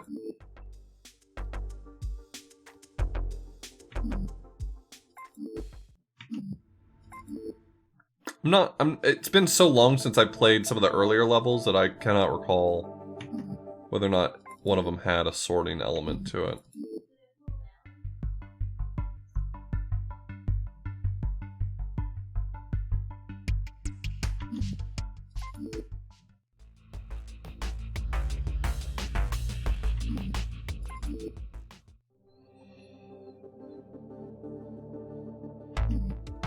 I wouldn't be surprised if there is some sorting in here.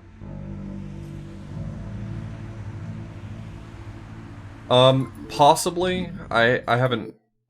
God, look at this terrible code. Jesus Christ. The fuck? Who wrote this?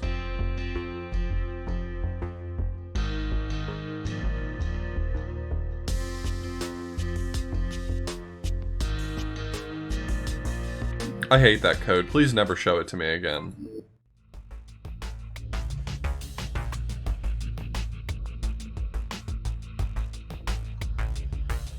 What's your horrible idea, Derek? Hit me. Oh, I remember this puzzle. This one was a really fun one.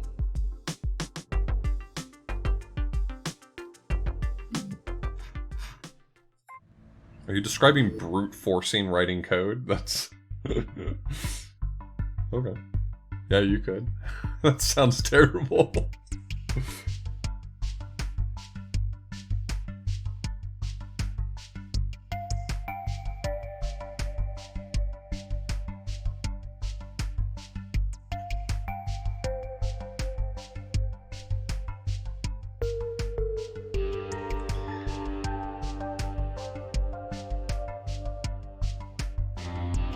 Yeah, you could.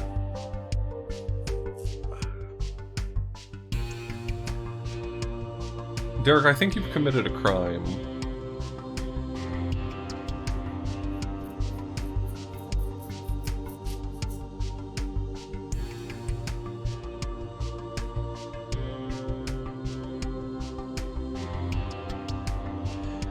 Is EXAPUNKS about optimization or even unoptimized solutions complicated to get to? For a lot of the problems, in my opinion, so I'm a pretty good programmer. Like, I mean, I'm not the sort to boast undeservedly. I consider myself to be a fairly good programmer. I would say that for about half of the puzzles, if not a little more than that, I could look at it and just stumble across a working solution. The optimization comes both later in the game and if you just choose to compete because it has leaderboards for it. But like, for instance, you're not even allowed to participate in the leaderboards unless your code takes less than 150 lines. So you've already got that sort of to factor in. Your code has to take less than 1 million cycles for it to be considered correct. So there are some things that are preventing, like, completely unoptimized solutions.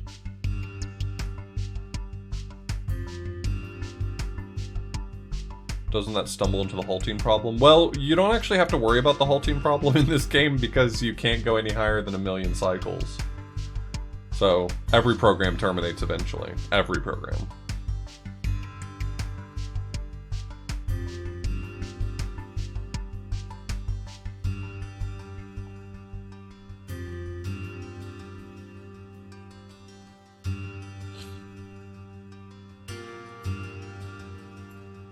It is a good sanity check, though, to ask yourself sometimes whether or not a solution runs into the halting problem.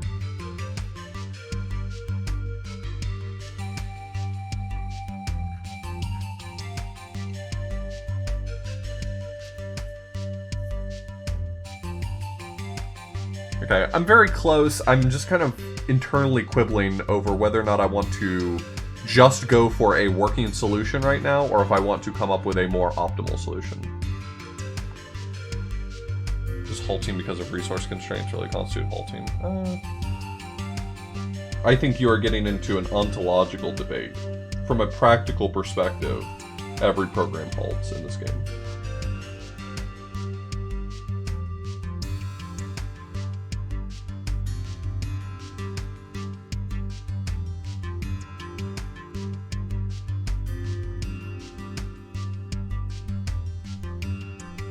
Shut up, Egrets. Go tweet about a bird, Egrets. What do you know?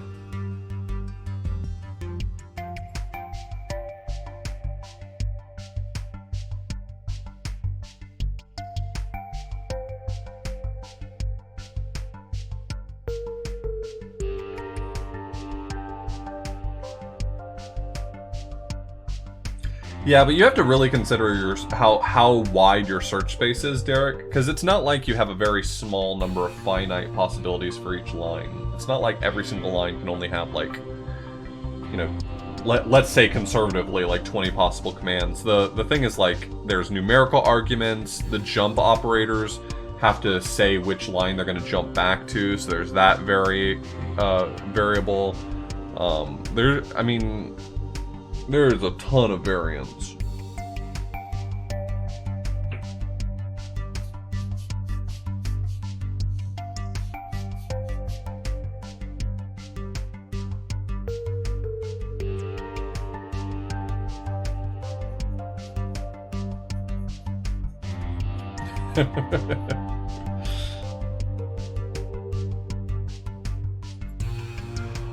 Oh, I have to commit. I have to commit one way or another. Am I going to do an unoptimized solution, or am I going to drive myself nuts trying to go for the optimized one?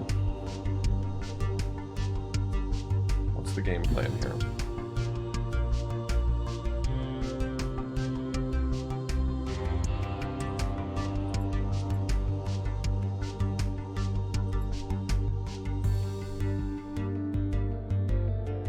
Yeah, I think I'm going to just do the crappy one to begin with. So I've got nothing? What the fuck? Oh,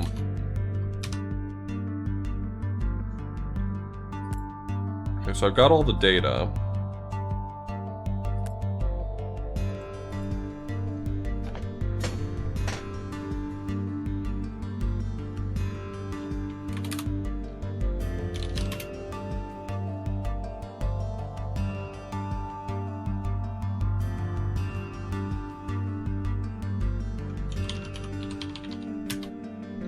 First thing I'm going to do is I'm going to seek to the beginning of the file, and I'm going to test EOF instantly.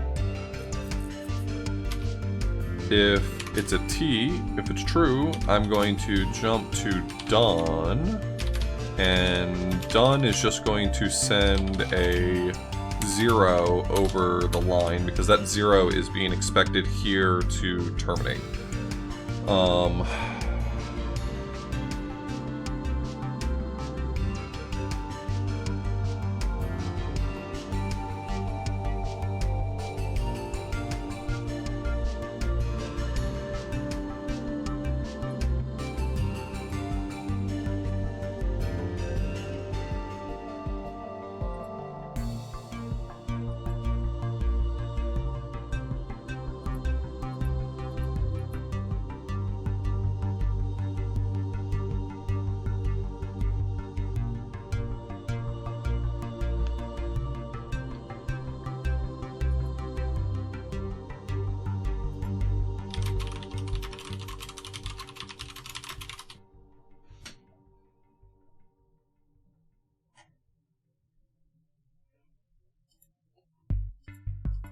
Okay, so now I need to find the smallest host name.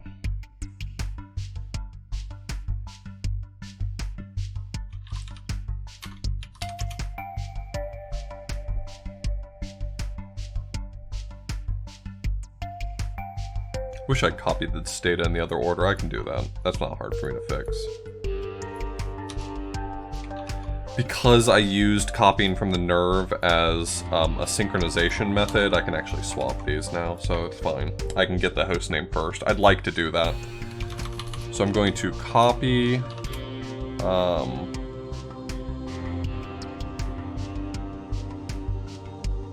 F into X.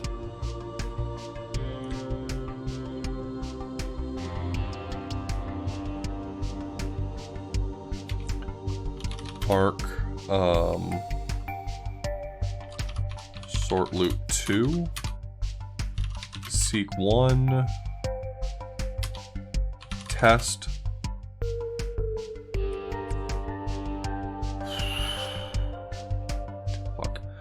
test whether or not X is less than F.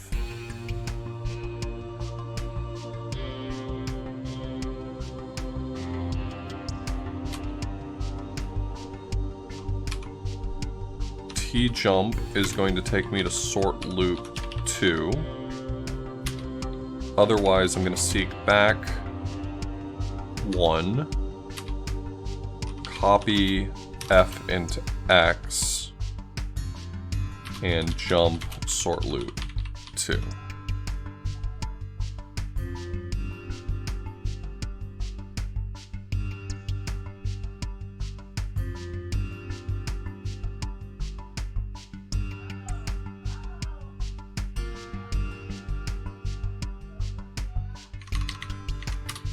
Test EOF.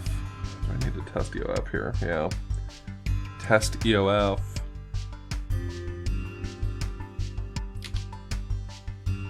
T jump.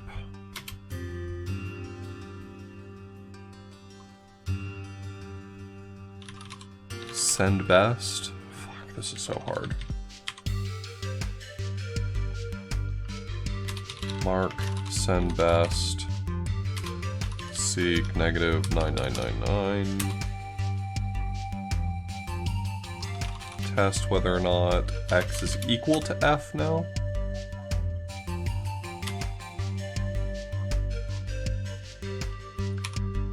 T jump. Send. God, this code is so fucking ugly. Otherwise, seek 1, jump. Find best.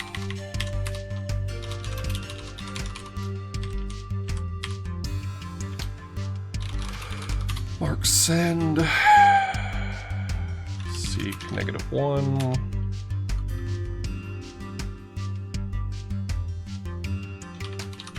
Copy F on M, copy F on M, seek -2, void F, void F.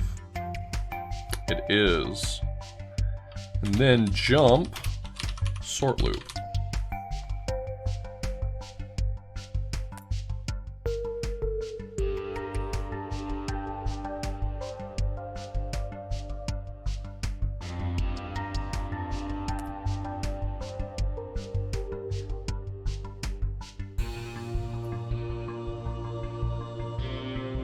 Oh, I never switched their mode?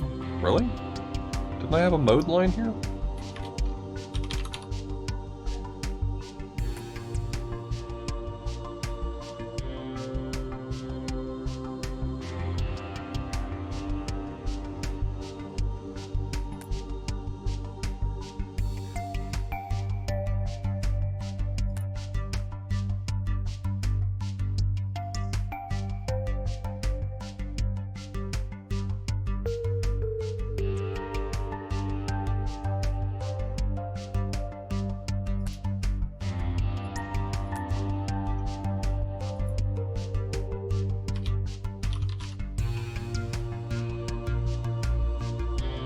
Oh, do you not need the white?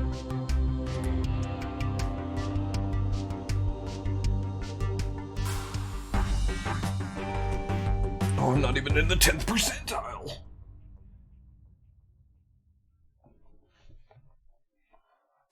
Would have simply grown my nerves in the correct order. I'm very close to top 10th percentile, though.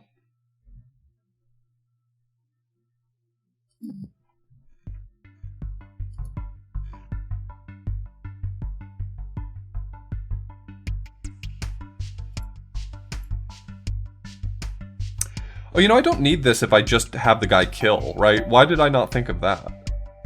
Wait, I can tighten this up just a bit, can't I?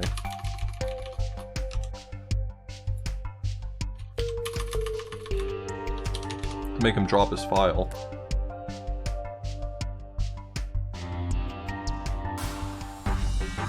That's a little faster, not much. I need to cut off 100 cycles in order to speed this up.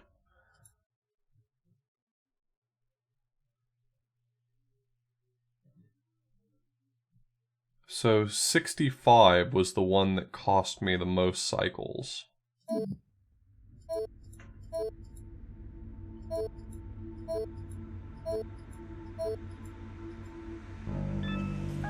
Yeah, I'm not ready for that yet. So 65 was the one that had...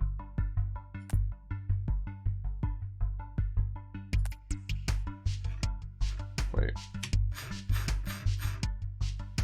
So this has 12. Okay.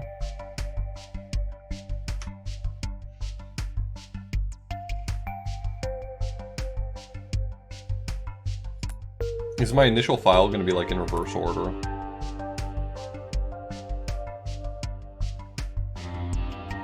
It's not that bad.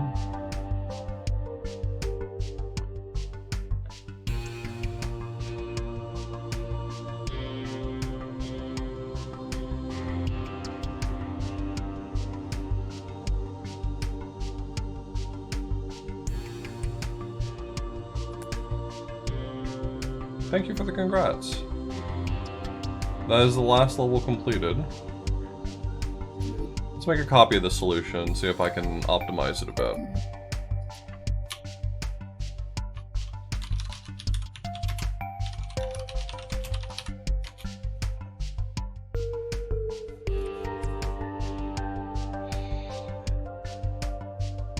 So this loop right here is,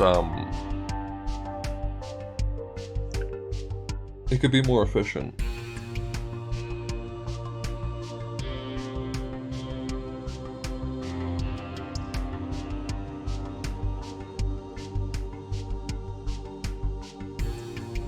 This sort loop right here, this code right here is what's murdering me. This is so tedious to sort the data. No, it was relatively straightforward to do it this way. But it's slow. It's not good.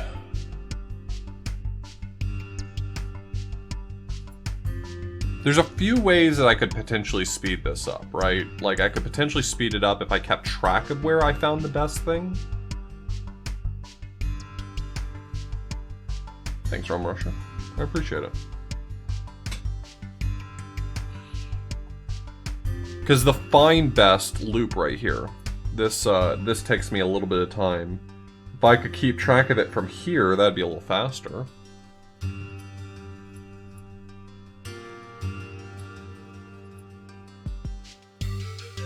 I just don't have another, I don't really have another, I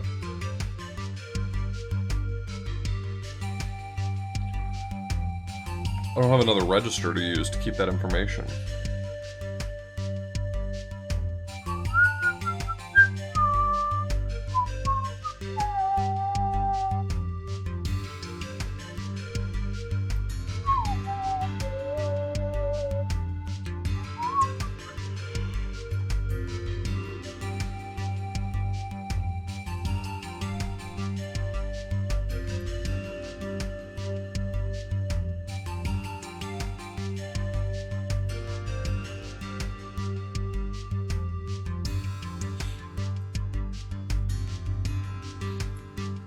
I'm trying to decide, once again at an impasse, I'm trying to decide whether or not I want to figure out a way to tighten up this loop, which is doing basically insertion sort with one program counter, or if I want to, so I can try to tighten that loop if possible. I don't know if I'm going to be able to, but I can try to, or I can just jump directly to the parallel solution. I think the parallel solution's a better idea anyway.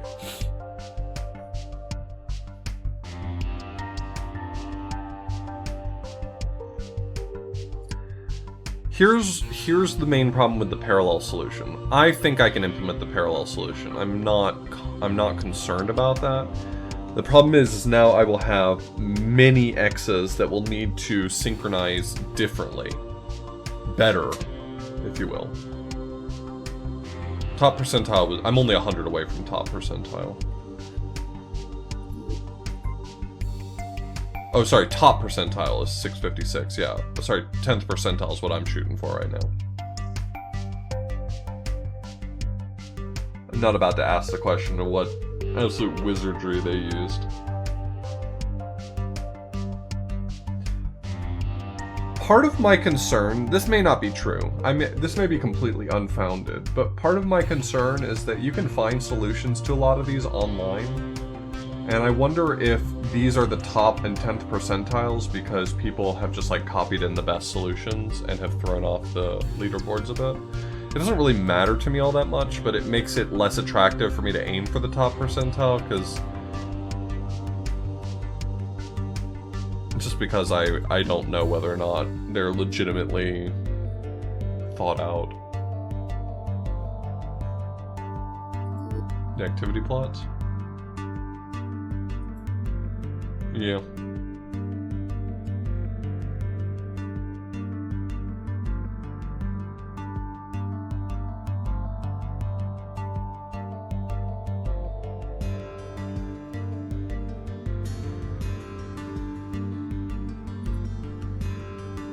There are certainly pieces of this that I could optimize differently, but I think the key is just getting the sorting faster. If I can get the sorting faster, I'm well in the top 10%, I think.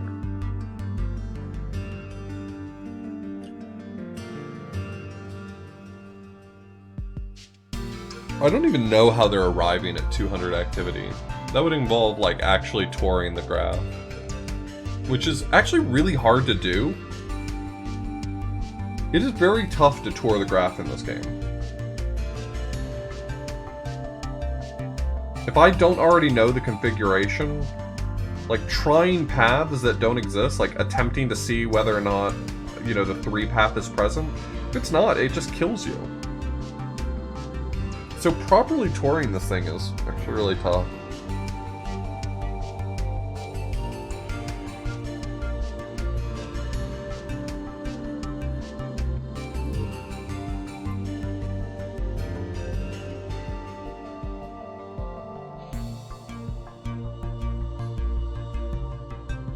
How's the plot to this game? It's kind of like...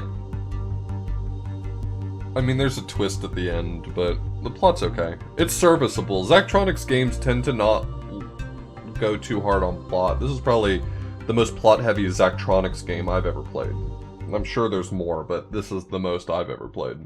Usually they're like, you work in a lab, you make this stuff, good luck.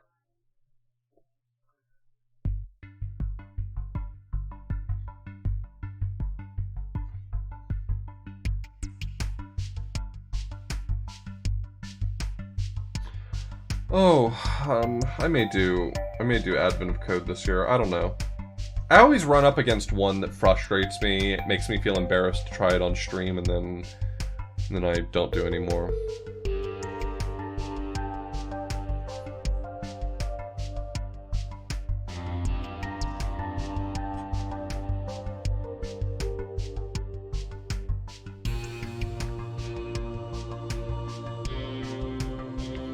I may do more Advent of Code next year, though.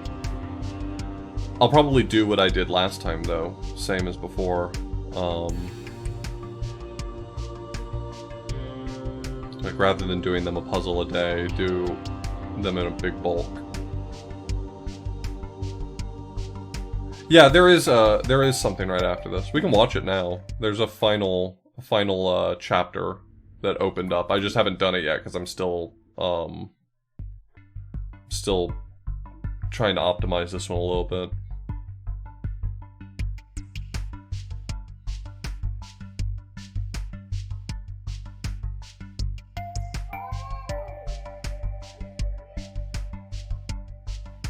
Figured if I could pull off the last little bit of optimization, then we could just cap this off by watching the conclusion. Book in the whole process. I mean, that's pretty impressive, Carrie. If you can solve all the Advent of Code problems in Python, you consider it a cakewalk. I mean, they certainly have a wide variety of types of problems, but they're not trivial. They're not trivial at all. So, if you actually find them pretty straightforward, that's pretty impressive, to be honest.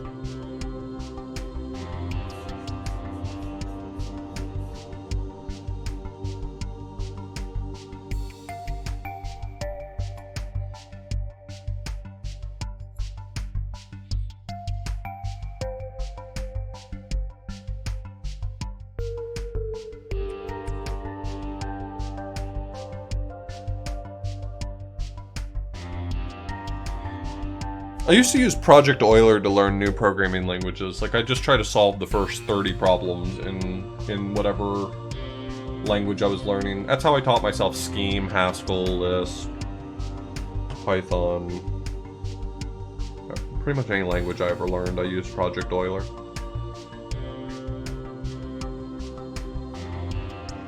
I don't even know if Project Euler exists anymore. I know at one point it went down. Did the problems ever get archived?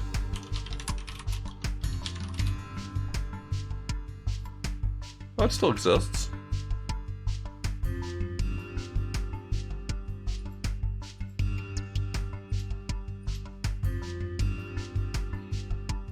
Oh, yeah.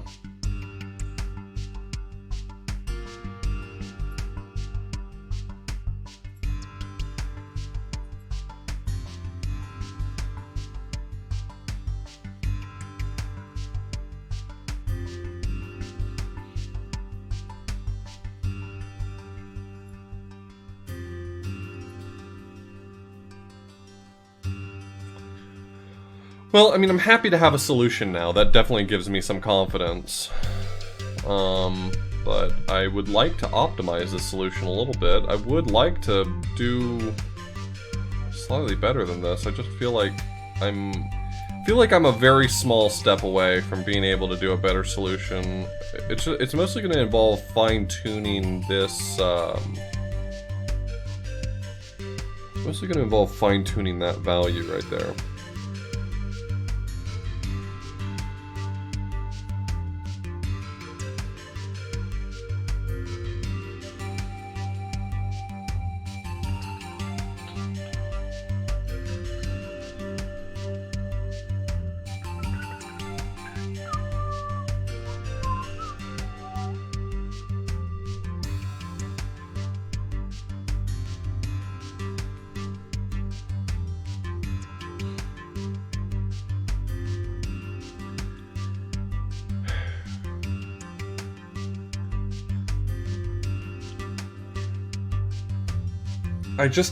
Okay, so let me let you into my brain right now, because right now I'm sure it feels like I'm just staring at the screen, and I am. But let me let you into my brain. So currently the way the synchronization works is I ignore but remove the value that every EXA is trying to send me simultaneously, and I remove them in a very structured way. And that synchronizes their wait loop appropriately, which works actually really well. Now, I mean, obviously, this is a solved problem now, so that's nice. The problem is that if I'm going to parallelize this, that means that the guy who is receiving data from all the EXAs is immediately passing it off to the EXA that is handling the sorting process. And I think that EXA could probably do the sorting relatively quickly, but it means that I actually can't receive any data faster than that EXA can sort. And my concern is that if done improperly, this is going to be way slower. But this loop is already pretty slow. Like, it's hard for me to make it much worse than this, right? This works, but it's bad.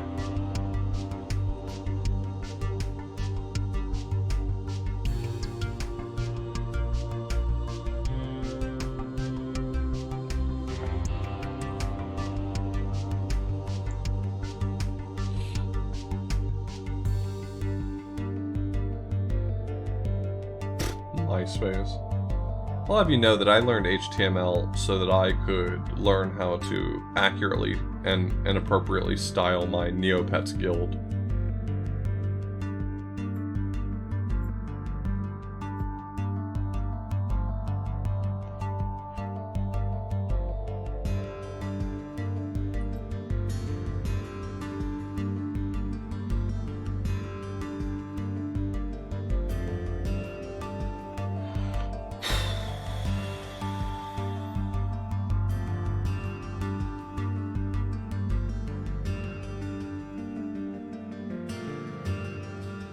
Nice secrets. I learned from a book called HTML Goodies. I still remember that book name.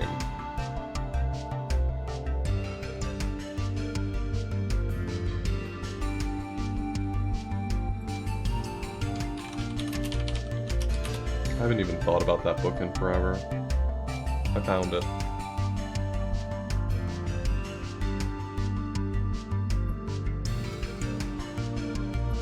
Look at this fucking book. Look at this fucking book.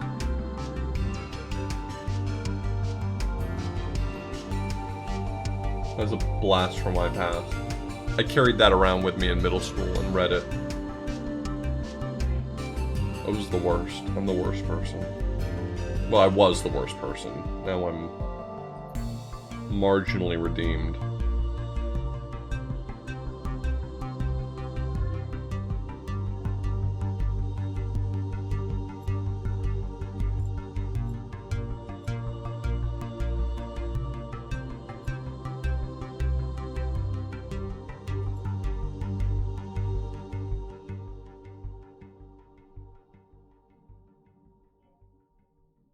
Probably Carrie.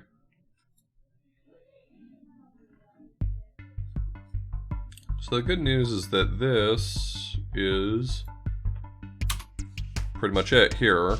This guy doesn't have to do shit now.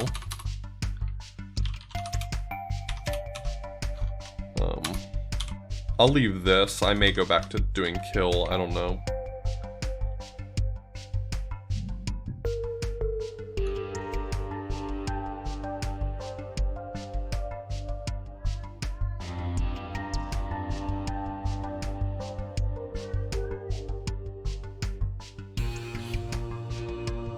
I used to read in the library during recess.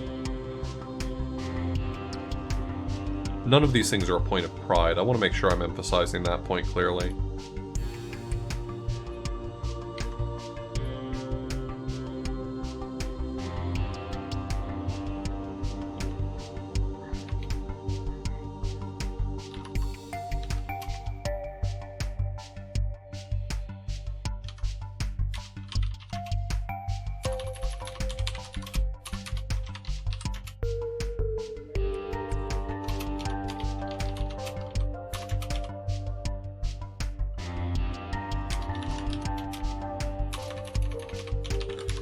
Okay, my loop is 9, well, 11, 12, 13, 14, 15, 16, 17. 17 cycles long.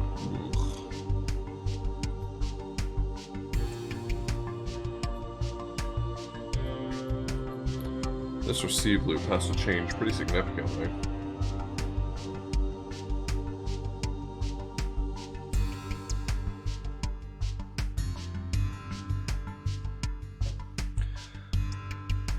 I didn't read a lot of, like, big fantasy novels, but, at least in middle school, I distinctly remember having the accelerated reader program, and they gave you little, like, rewards for reading. I never, like, claimed the prizes, but I remember my teachers really cared about how many points their students got in the accelerated reader program. I don't know. I ended up reading a lot of books from that. It was mostly just, like, reading the whole Redwall series.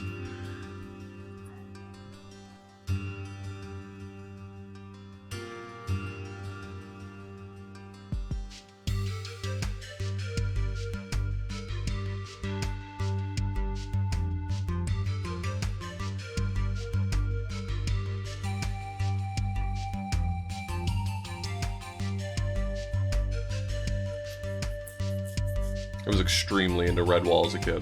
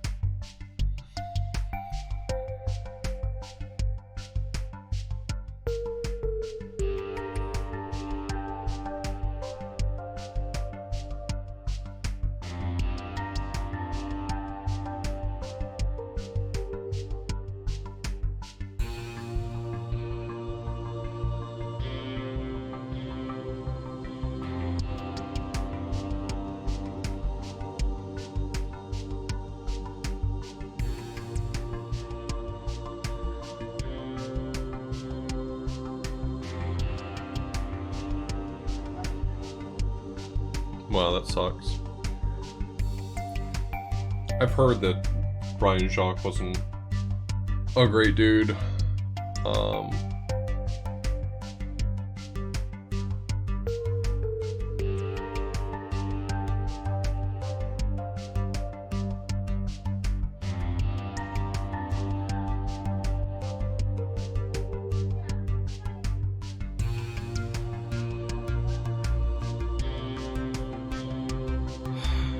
trying to think of how I want to do this. I'm sorry. I know that you're not watching for like high octane entertainment, but like I'm stumbling mentally on how I want to approach this problem, and it's really something.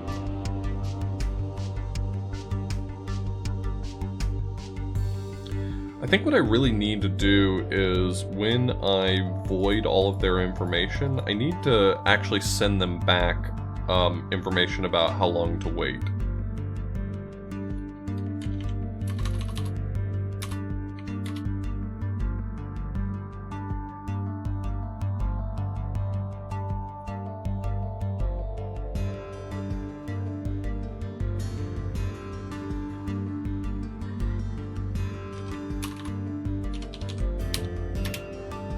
Let's just say, what I'm gonna do is I'm gonna binary search on the number I need. I do not care to actually figure this out, so I'm just gonna say mul I x into m, and this guy's gonna get the world's worst wait loop.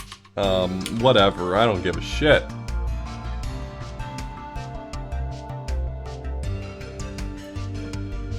I'll solve this problem here, and then I'll figure out how much wasted time I'm using.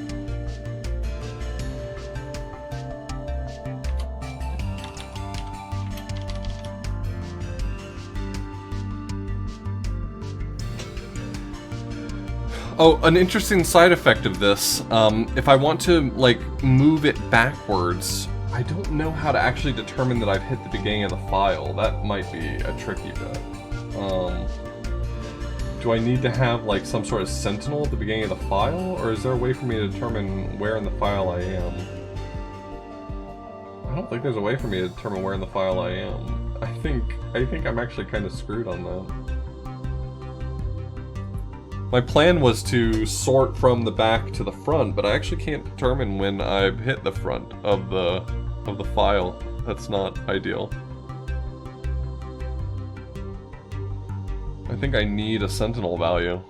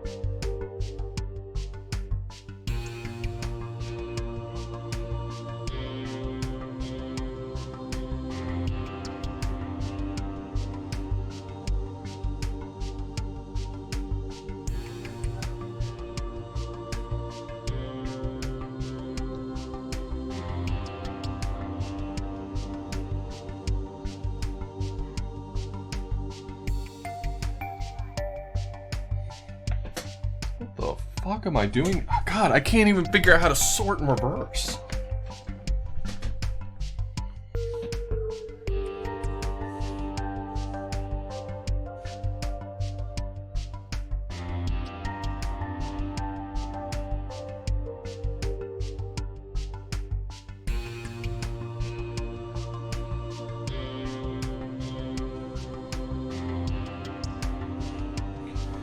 I think I need to put it...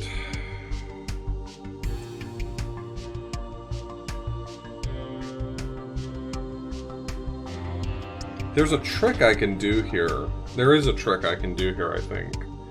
Where if I put some sentinel values at the beginning of the file, some numbers versus keywords always compare false, no matter how you compare them, so I can make sure that that value doesn't move. So if I just like copy 0 into the file and copy 0 into the file, like this right here, as long as I do my test correctly, I can make it so that the test always produces a false. Because testing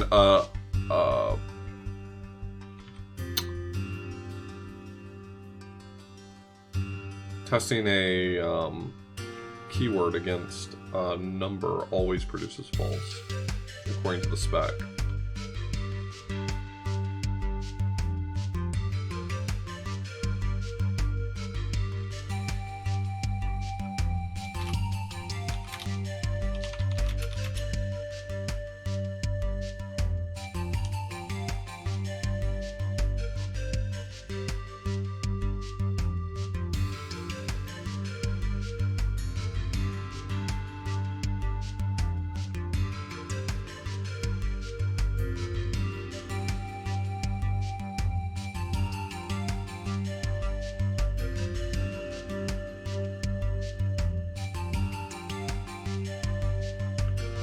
I wish there were a way to... I mean, there's a way to void a location, which, like, if you're familiar with programming, if you have, like, an array of sequential data, if you have some data in sequence, you can't just, in one operation, in one cycle, remove something from that list. You have to shift everything in order to fill the gap. But there's a void operation, which allows me to shift everything down to the left in order to fill in a hole. But there's no equivalent for moving things to the right, like to make room. Which is kind of a bummer. That would be super useful for me right now. Then I wouldn't have to actually do insertion sort, right? Then I could just move things.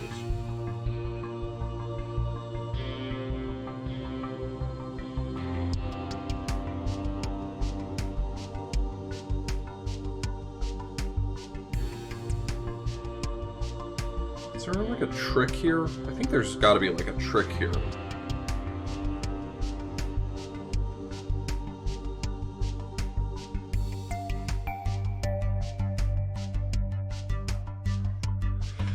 I'm trying to figure out a trick for inserting data in the spot that I want to insert it.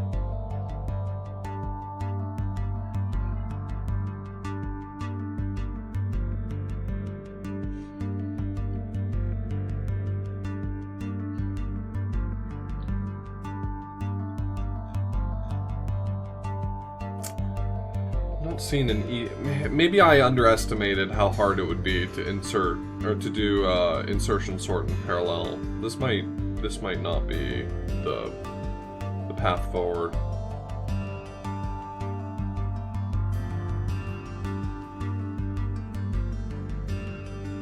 This is another one of those instances where I know exactly how to implement insertion sort here, but I'm trying to figure out how I would actually do it efficiently, because right now I'm thinking it's going to take a ton of cycles.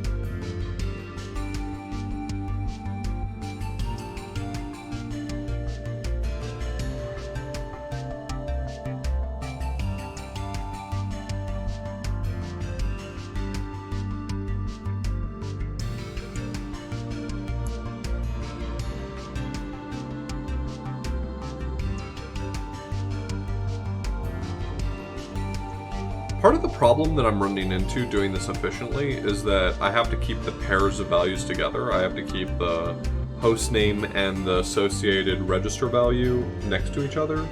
This would be way easier if I kind of separated those problems into two, right? What if I put all the host names together, sorted just the host names, and then looked up the associated register values from someone else? That's theoretically doable. Not ideal, but it's theoretically doable.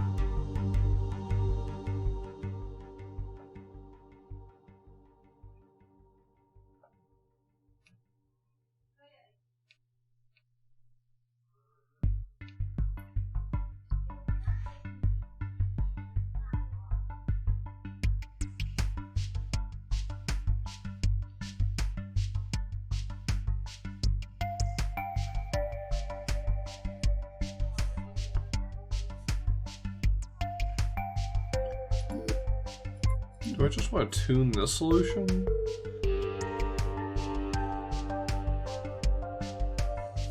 These loops are just kind of crap. That's the problem. Not like I did a bad job, but just doing it this way requires you to do something not great.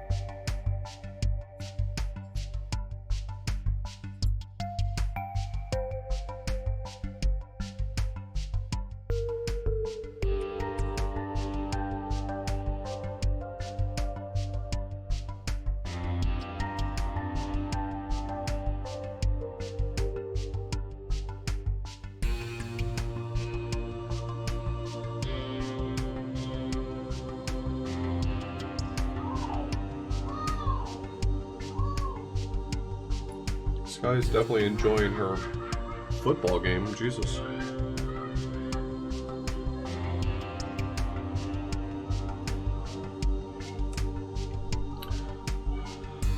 Football.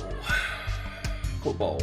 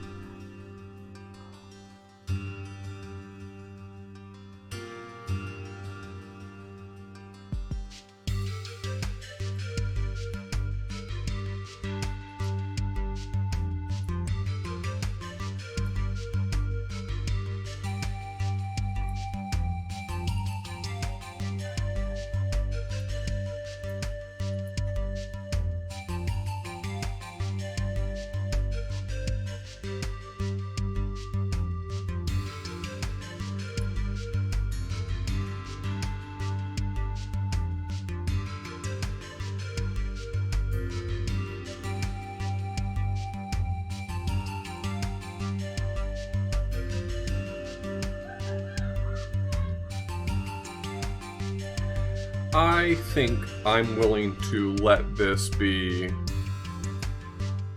that puzzle solved. Let's watch the finale. Here we go. Try not to think of anything. I'm uploading my consciousness to the computer. Okay, that took longer than I expected. Good thing you won't remember any of that. You had so many neurons in there. All done now, though. Finally. I've wanted this for a very long time.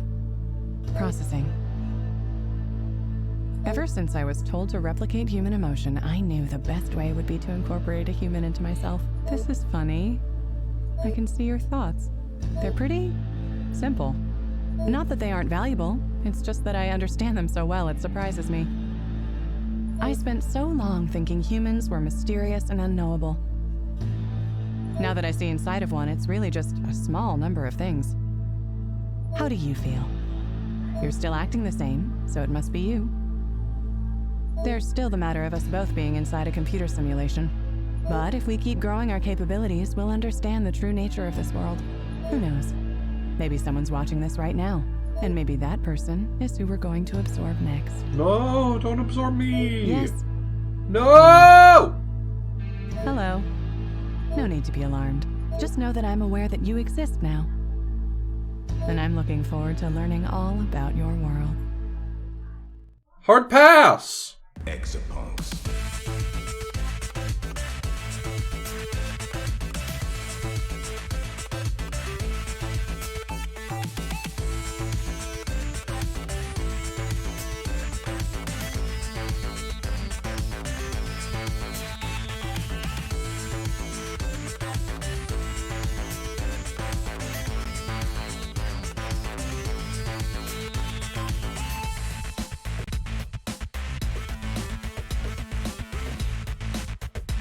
Terrence, thanks for the 1,000 bits.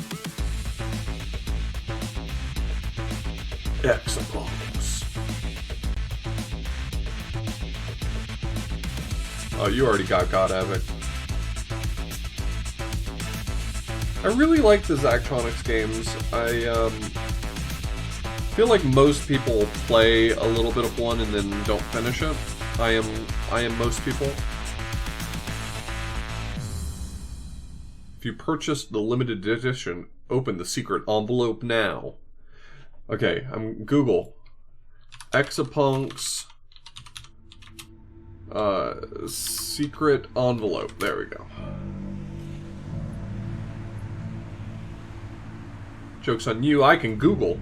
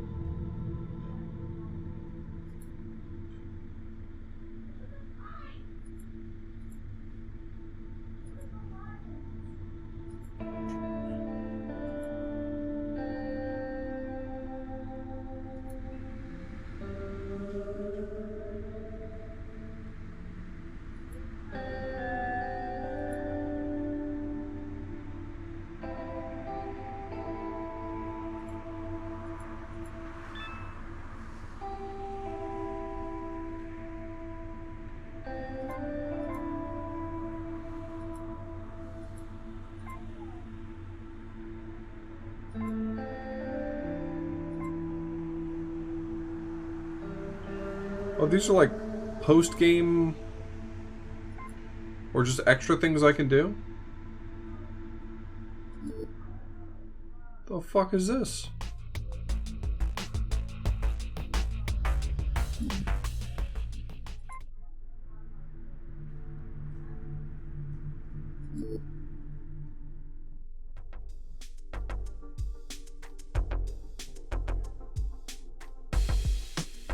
More puzzles? I want to drive on the driving test.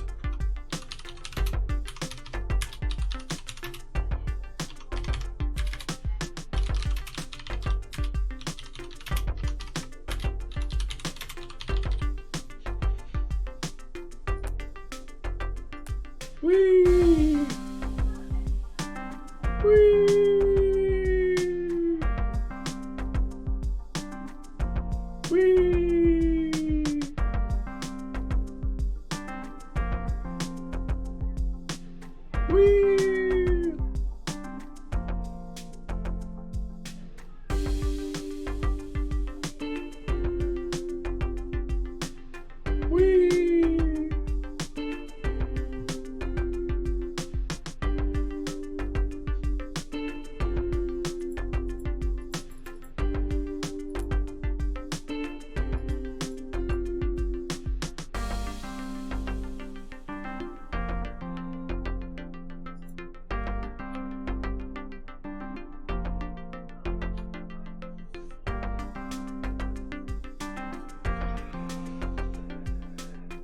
Remove the appointment from the list of appointments, change the date to today's date, and insert between today's appointments and tomorrow's appointments.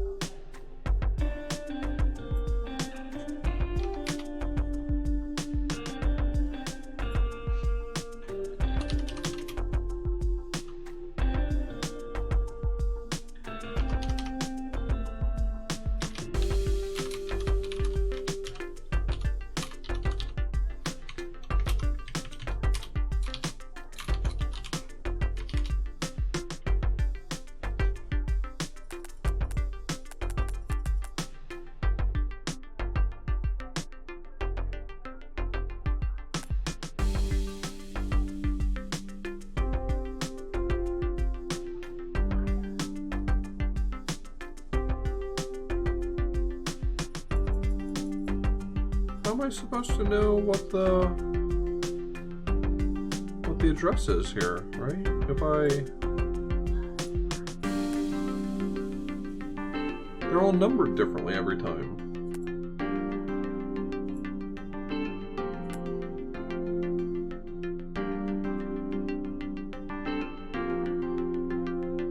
I'm just supposed to.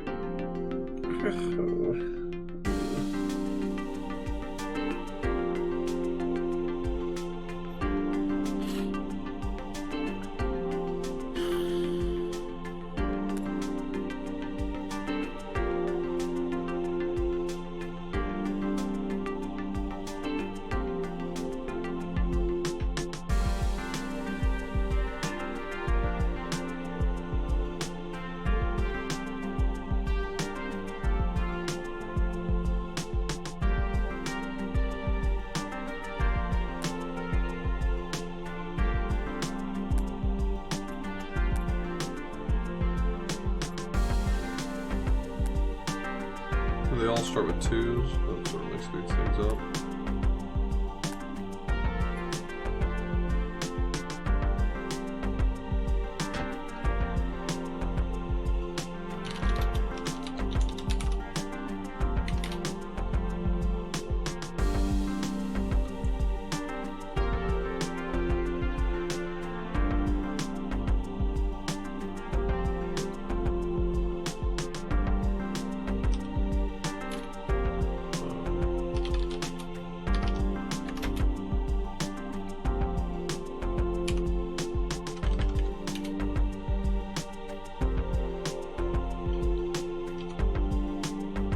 So going to REPL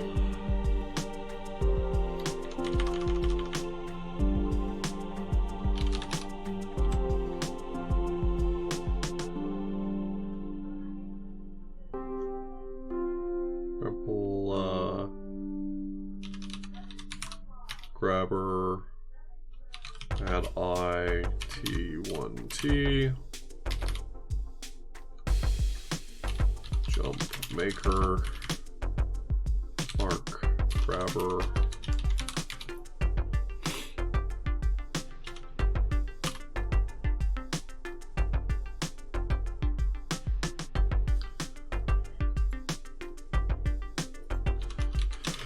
grab T. If that works, then copy F to X.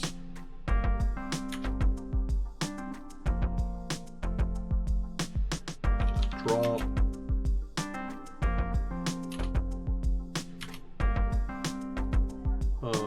Kill. Copy X to next. Actually, I can just write this directly to next, right? Next.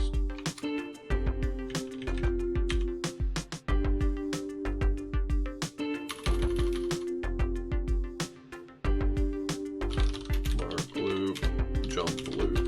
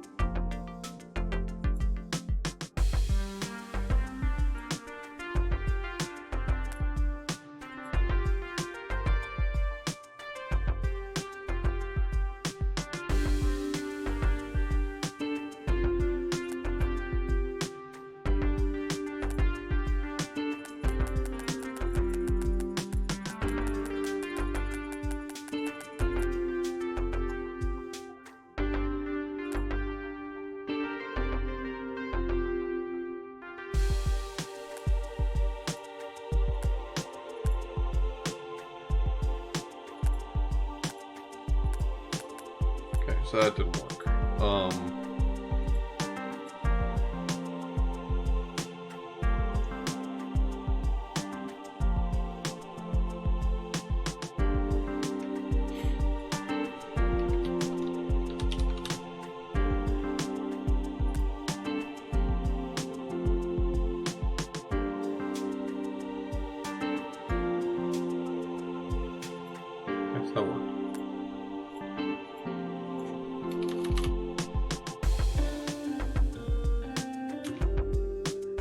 link 800. I think that's what opened up. Copy from date into X. Link -1.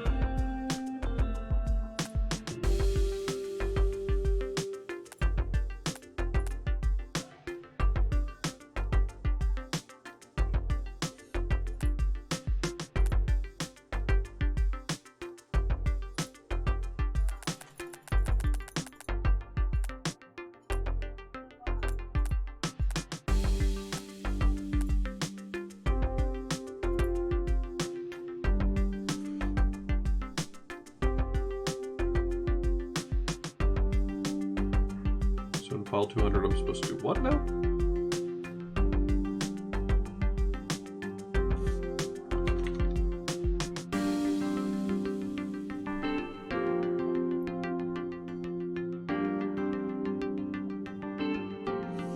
Shift everything down?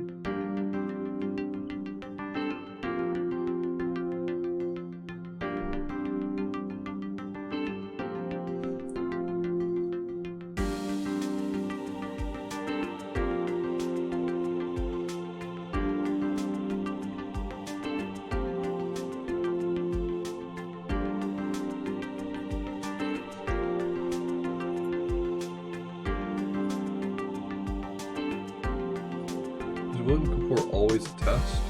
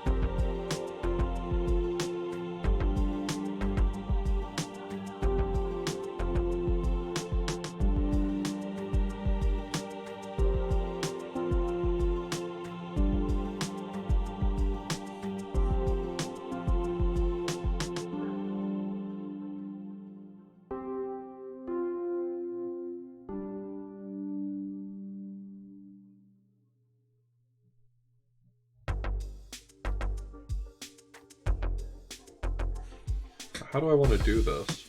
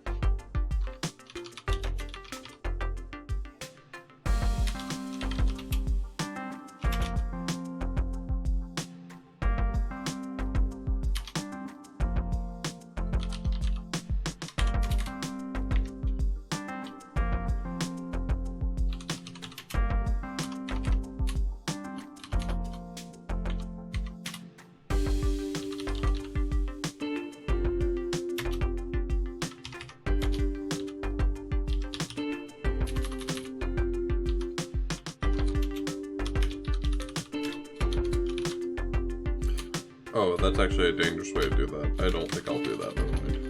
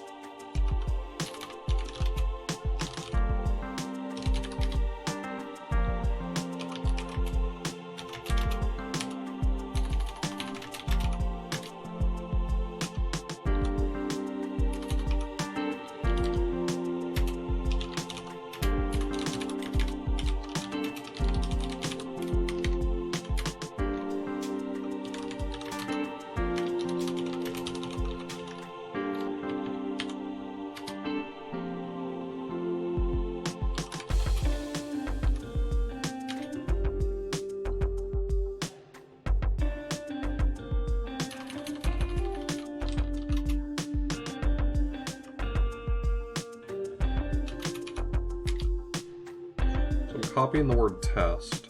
Is this the way I want to do this? I don't know.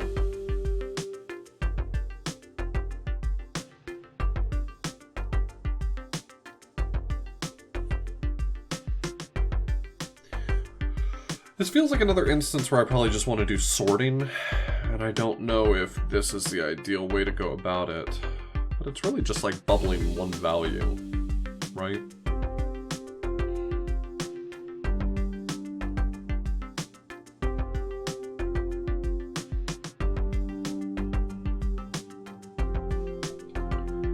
Is there a single instance where the right answer involves putting William's name first? Oh boy, there sure is.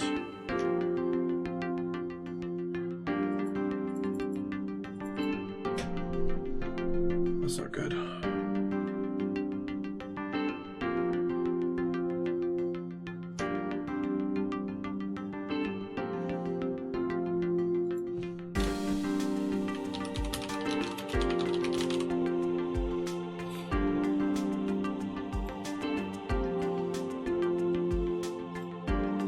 So I copy the word test down.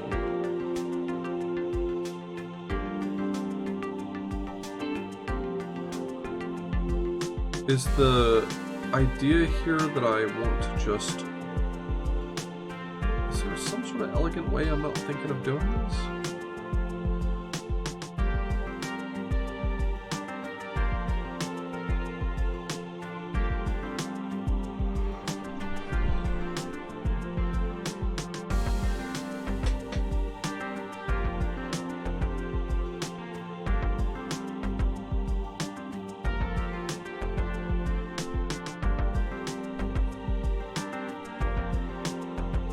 Determine if I'm at the beginning of the file, I guess. Copy a value, seek back to the beginning, and then check the value and see if it's the same value. Kind of works.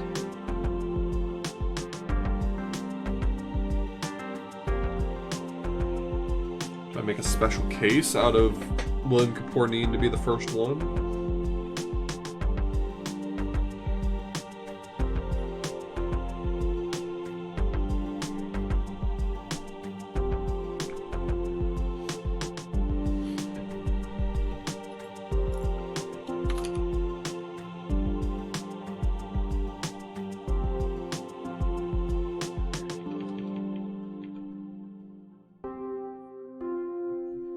Is there like an elegant solution I'm not thinking of?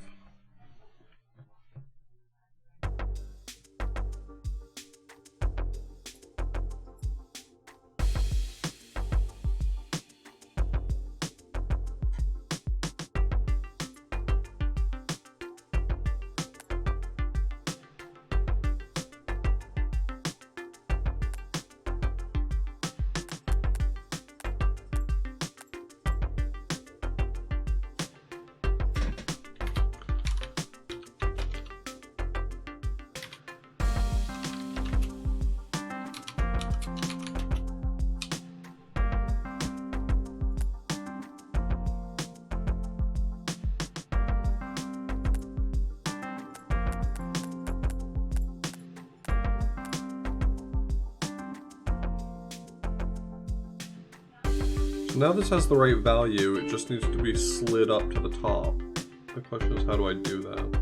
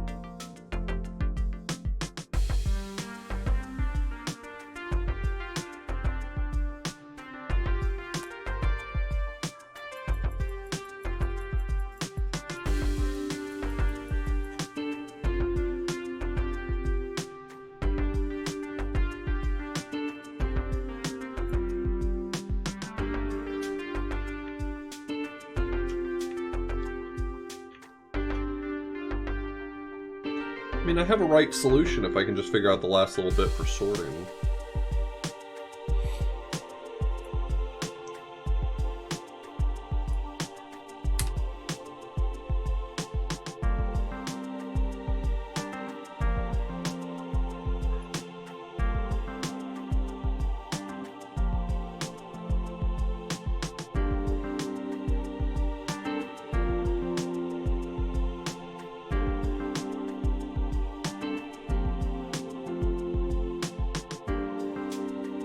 To look nice. It's not part of the actual solution. A lot of puzzles have pieces of the grid that are just meant to be for decoration.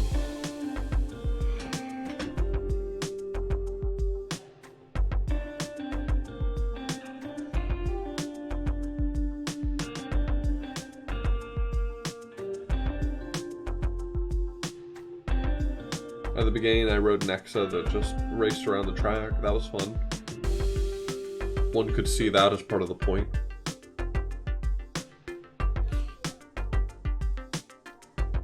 Bet there's a sneaky use for it, though. I'm not sure that anything it has would really be useful to me. Not sure how it could offer anything to me, I guess is what I'm saying. But maybe.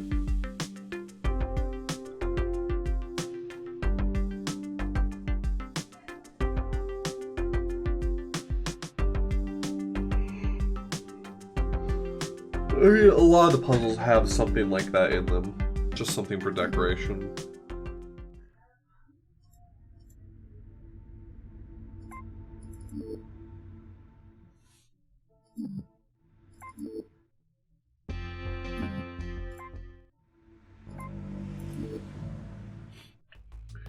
Like here, there's a loans area that if I'm not mistaken, wasn't relevant to the puzzle. Even though the checking portion is what's relevant.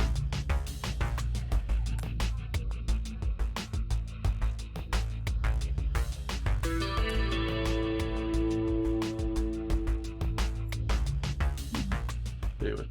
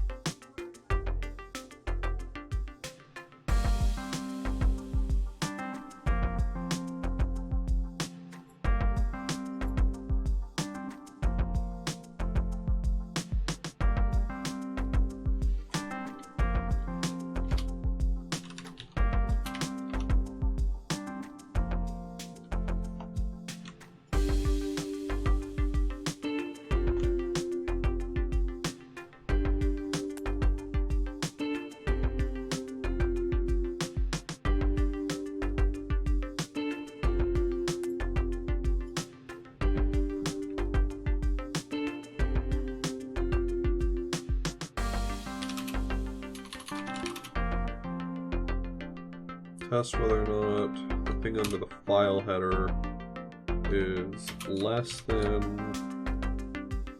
current date. No, greater than the current date. If it is,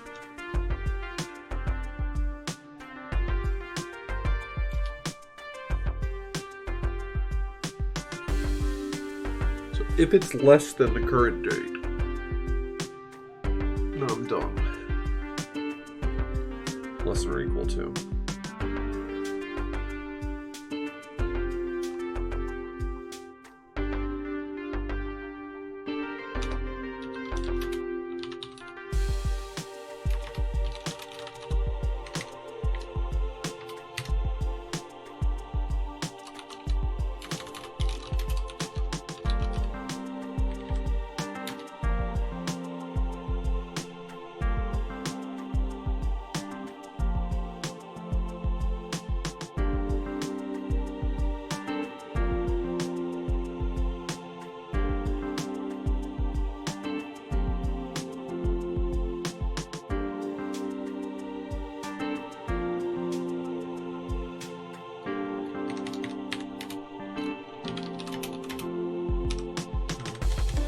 X is greater than.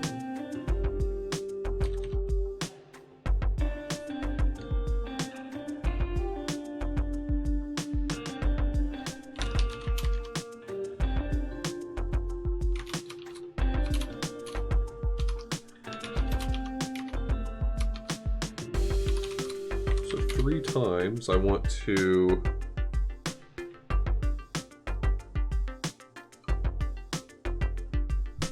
already got that value in X. So I'm going to seek 2 forward.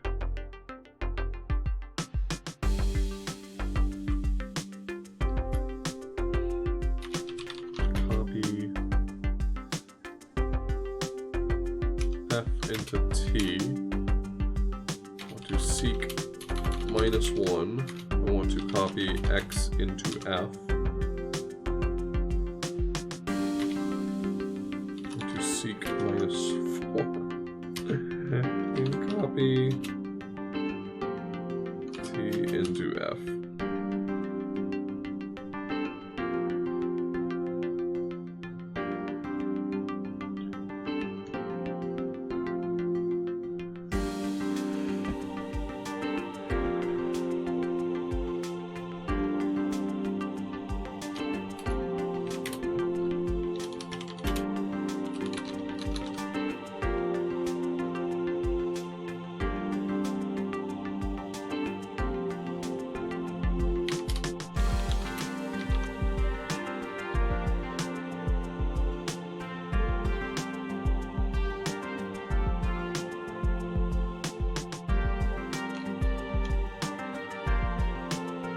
Okay, if I did everything right, this should swap these 2 rows.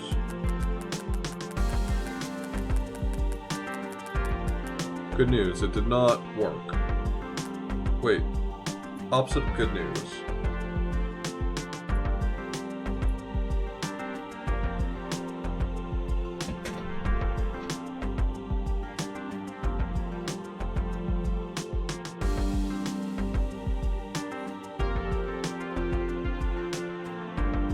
Well, I'm willing to hear your idea.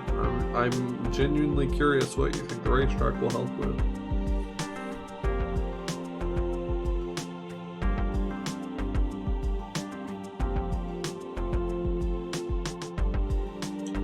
Hamlin Prize, thank you so much for the raid.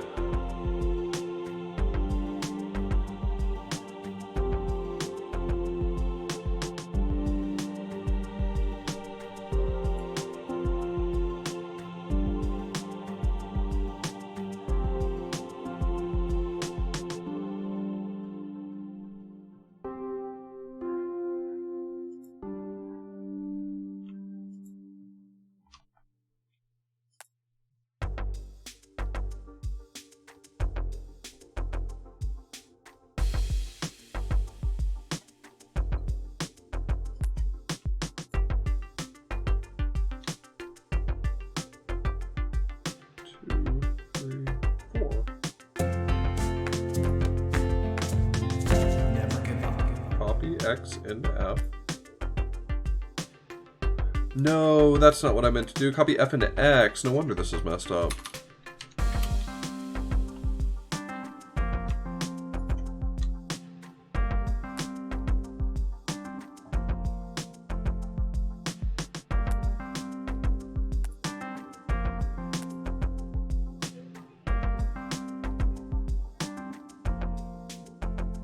Seek -1 or for seek 2.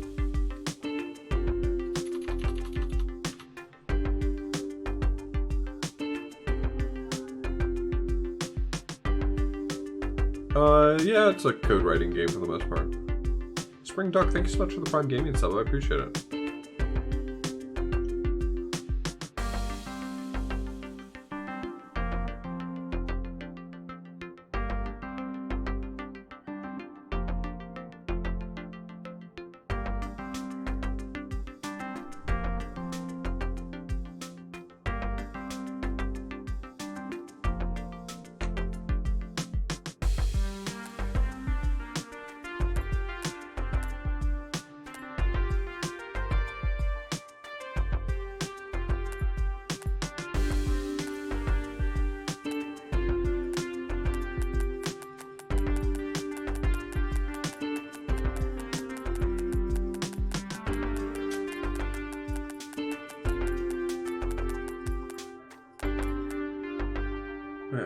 understand why that's not working.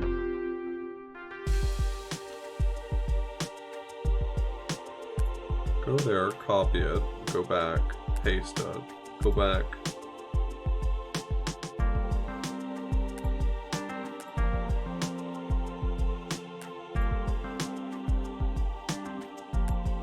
Need to do this slower in my head. Okay.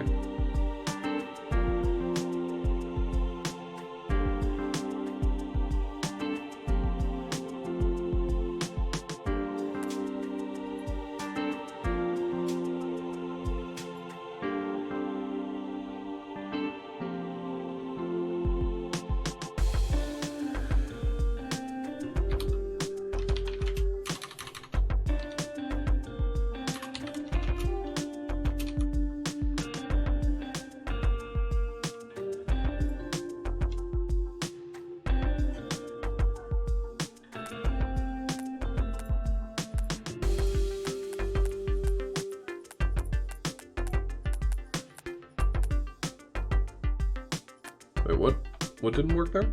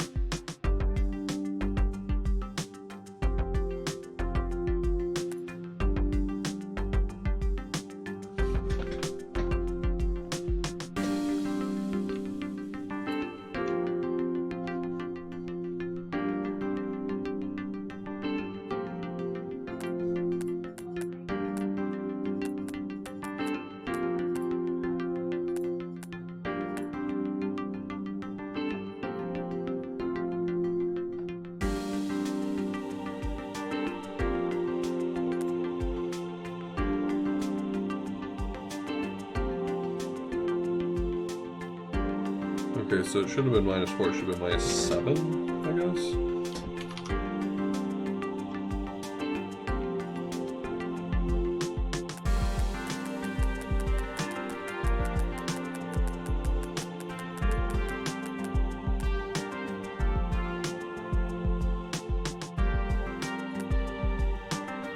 Alright, well it works, it's just kind of shit.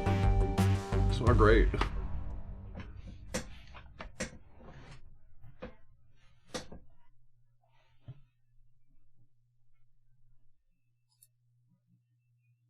$34 took $5.53.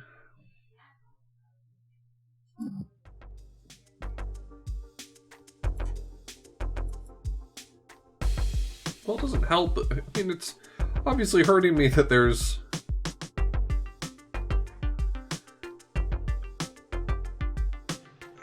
Is the idea to be more elegant by binary searching for the...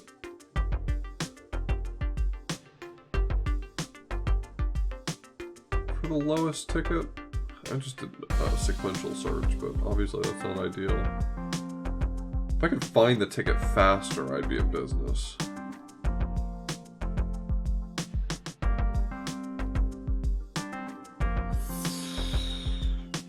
I do not want to implement binary search with X's. Please do not ask me to do that. Also, this is dog shit code, but whatever.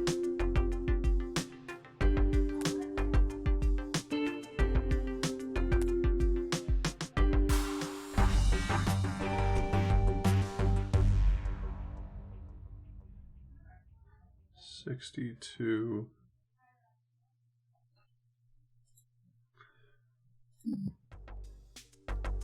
We could potentially make this less code and then maybe get the goal.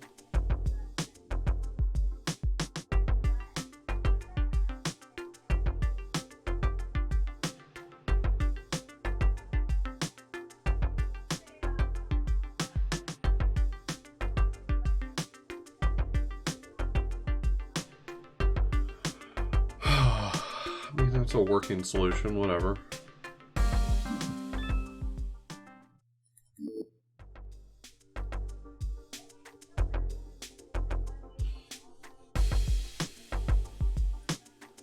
Is this really going to come down to binary searching on the ticket number?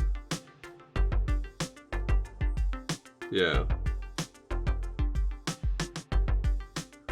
You have to know a file's ID in order to pick it up. And so if I don't know what the numbers are, I just have to try a bunch of them.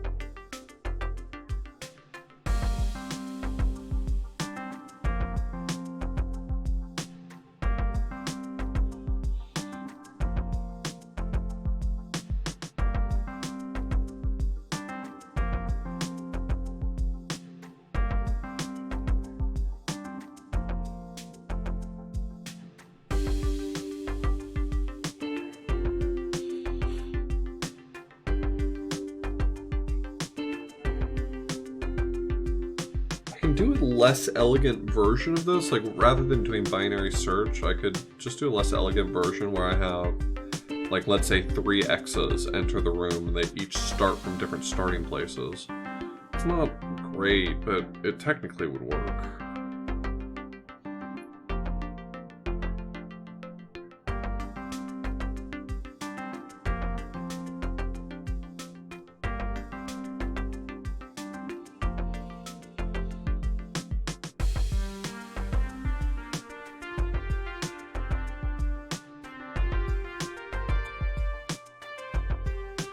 These are always sequential, that's true. It does make the binary search process a lot easier.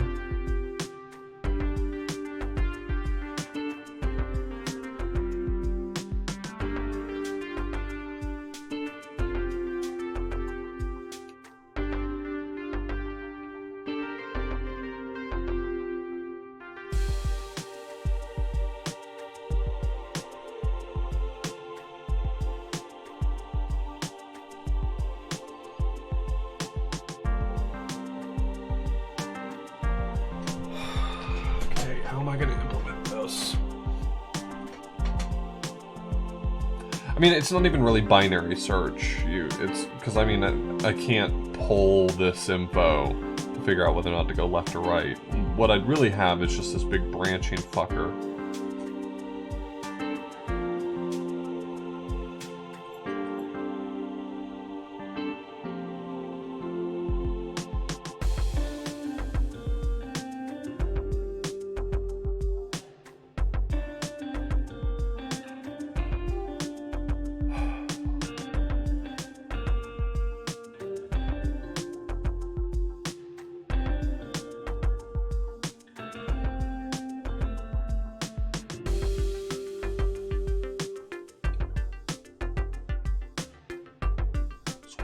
What's the thought process here, then?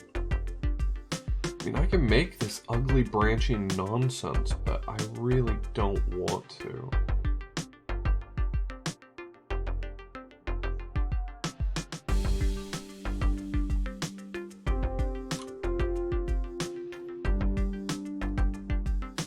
God, you could do it with Rand, couldn't you? I think if you use Rand, you're disqualified from the leaderboard.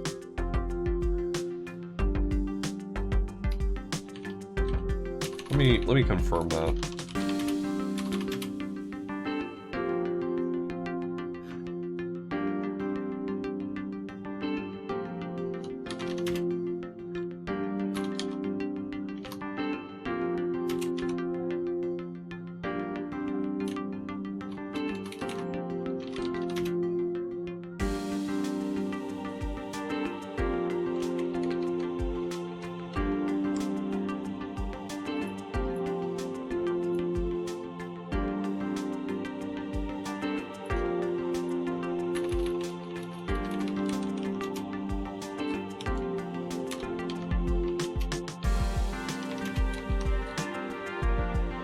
Yeah, as soon as I type Rand up here, while it's legal code, it's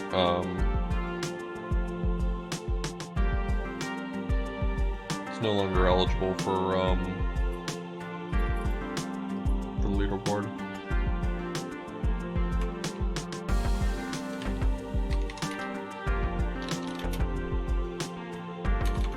Yeah, it is.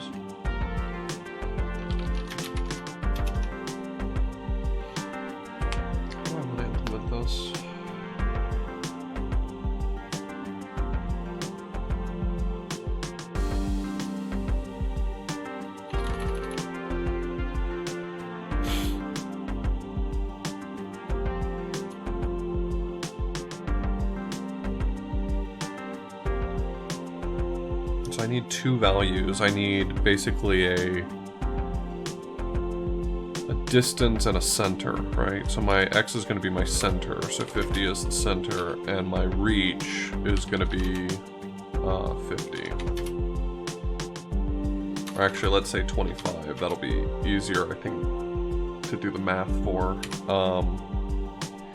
And then what I'm going to do is I'm going to have an extra step in here, right? So mark split.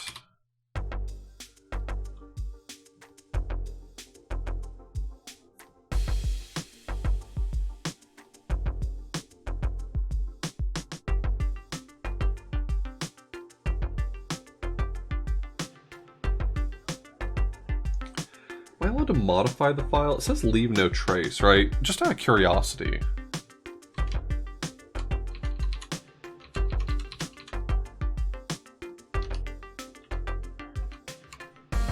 So this is a working solution, right? Okay. Let me duplicate this.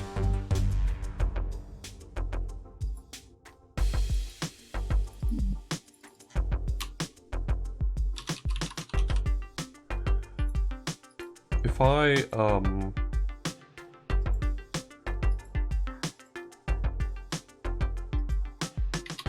seek -1 and then copy, or let's say just say void F, whatever.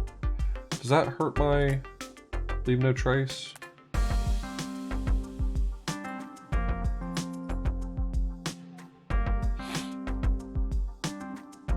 It does seem as if it might have left a trace.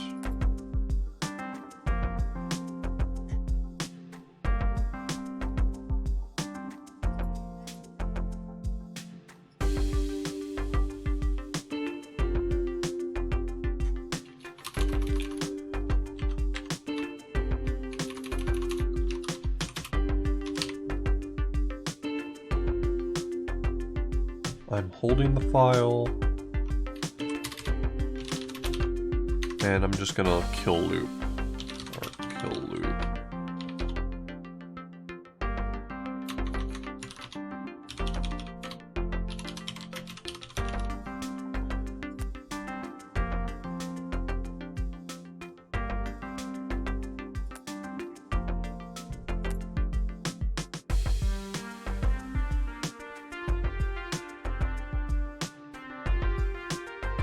There's no one else around you, that doesn't work?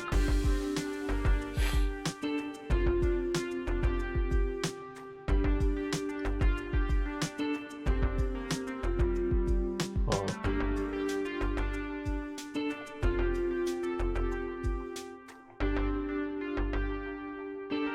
We chose in an unpredictable manner. Kind of hoping that if it called kill and there's no one to kill, it would die itself, but that does not seem to be what's happened here, and that's not as useful to me. I'm trying to figure out a way that whoever finds the smallest file first can make sure they don't fuck it up for everyone else.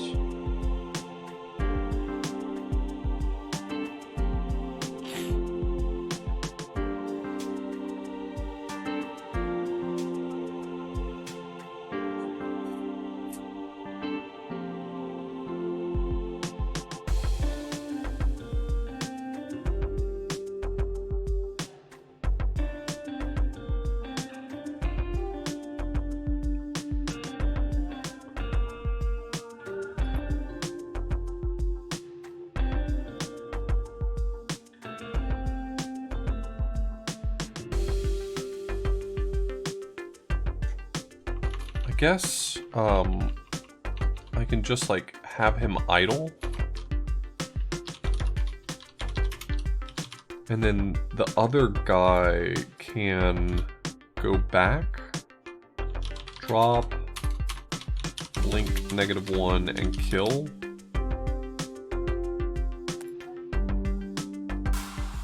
So clumsy, but this works. And now I can adjust this to hopefully binary search safely. So I want to copy 50 as the center point, copy 25 as the sort of distance outward,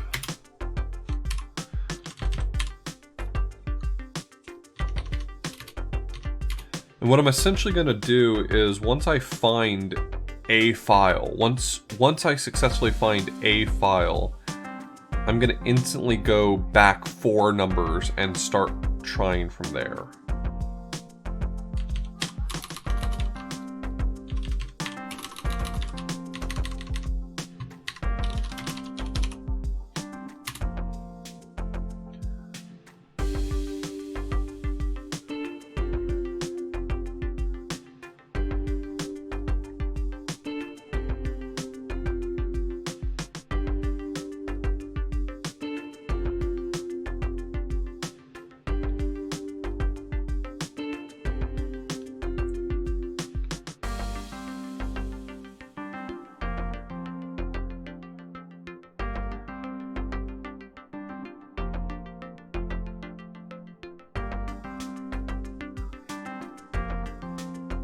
Is this going to work the way I want it to? It's hard for me to tell if this is going to work the way I want it to.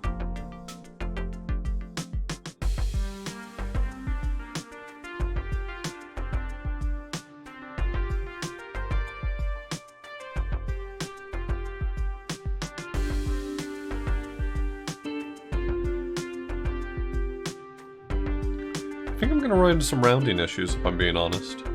But they may be just fixed by virtue of the fact that there's like a spread of 5 values I'm interested in. I may just get lucky. So what I essentially want to do is I want to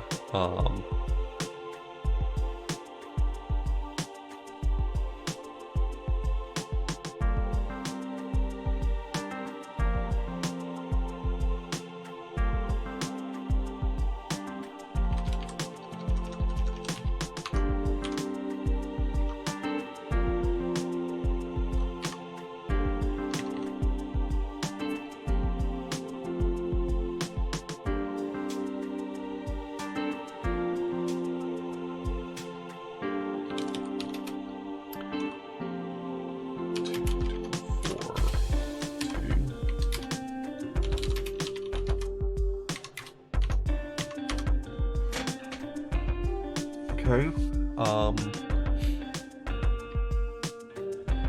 Wait, it's not add 204, it's add 200 minus 4, so 196.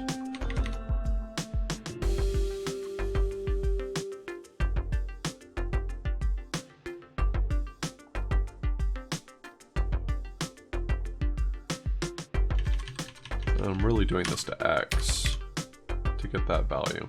Okay, so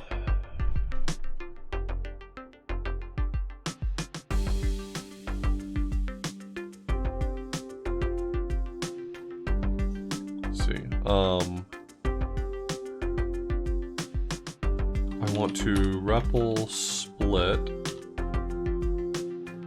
after having subtracted off T. Copy, no, sub I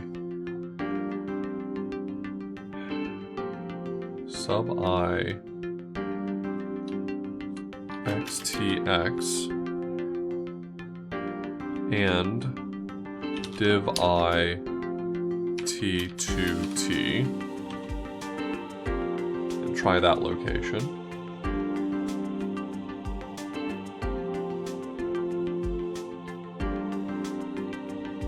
Add I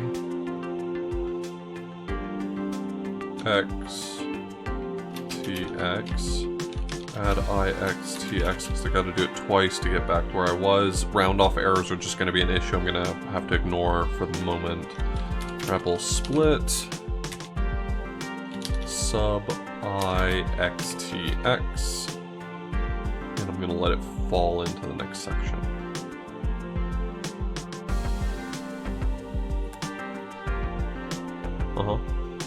Does not feel like ultimately that worked.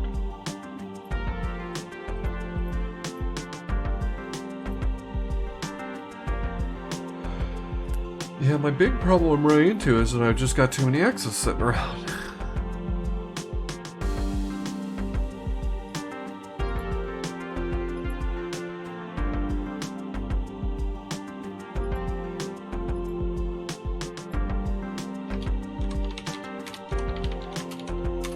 I mean, how many no-ops would I need to get this to space out appropriately?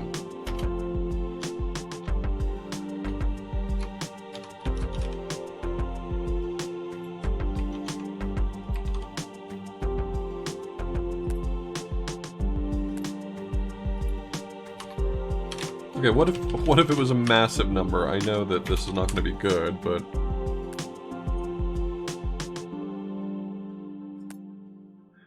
Is it not a side effect of that? If I had 100, does it not get me there? I mean, I'm currently brute forcing this a little bit, but whatever.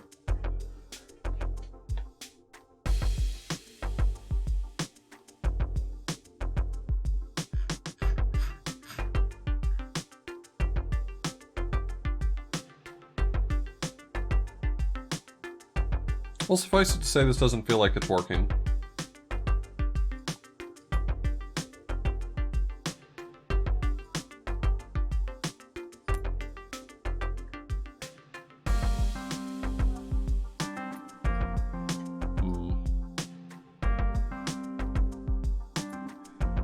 Is binary search secretly hard?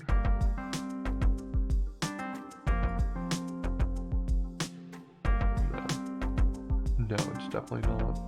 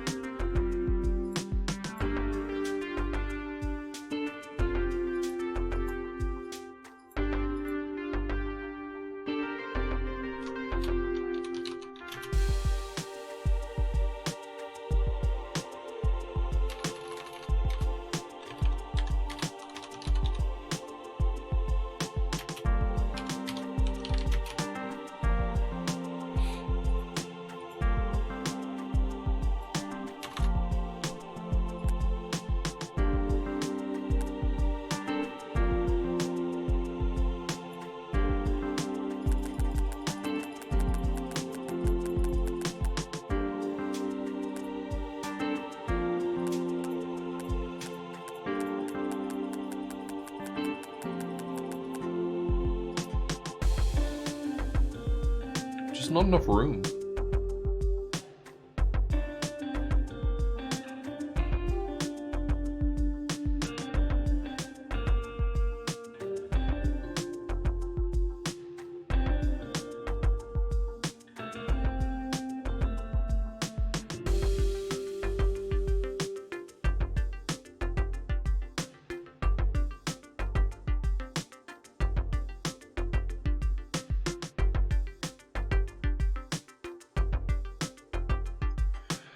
I can do a slightly improved search even without doing this. Hold on. Okay.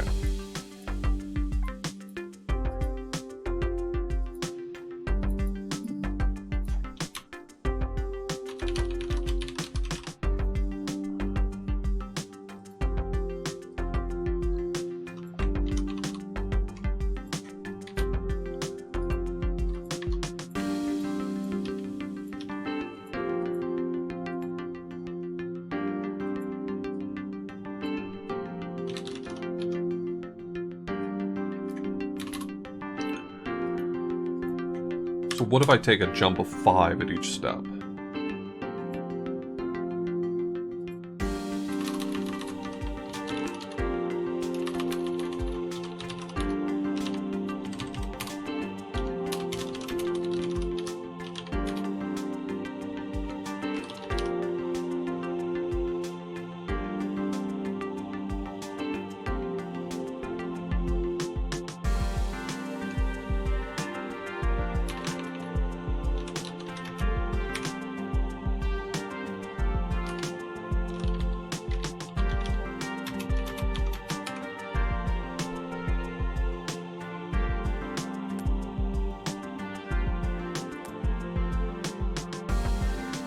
What happened wrong this time?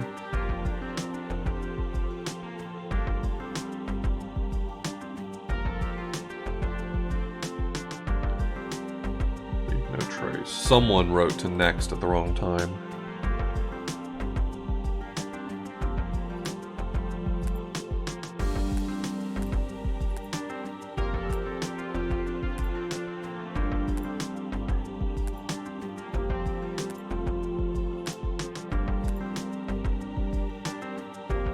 Okay, so that's the issue.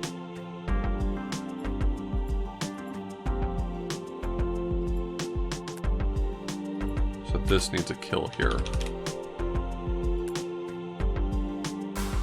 It's a little better, right? Okay. Considerably better.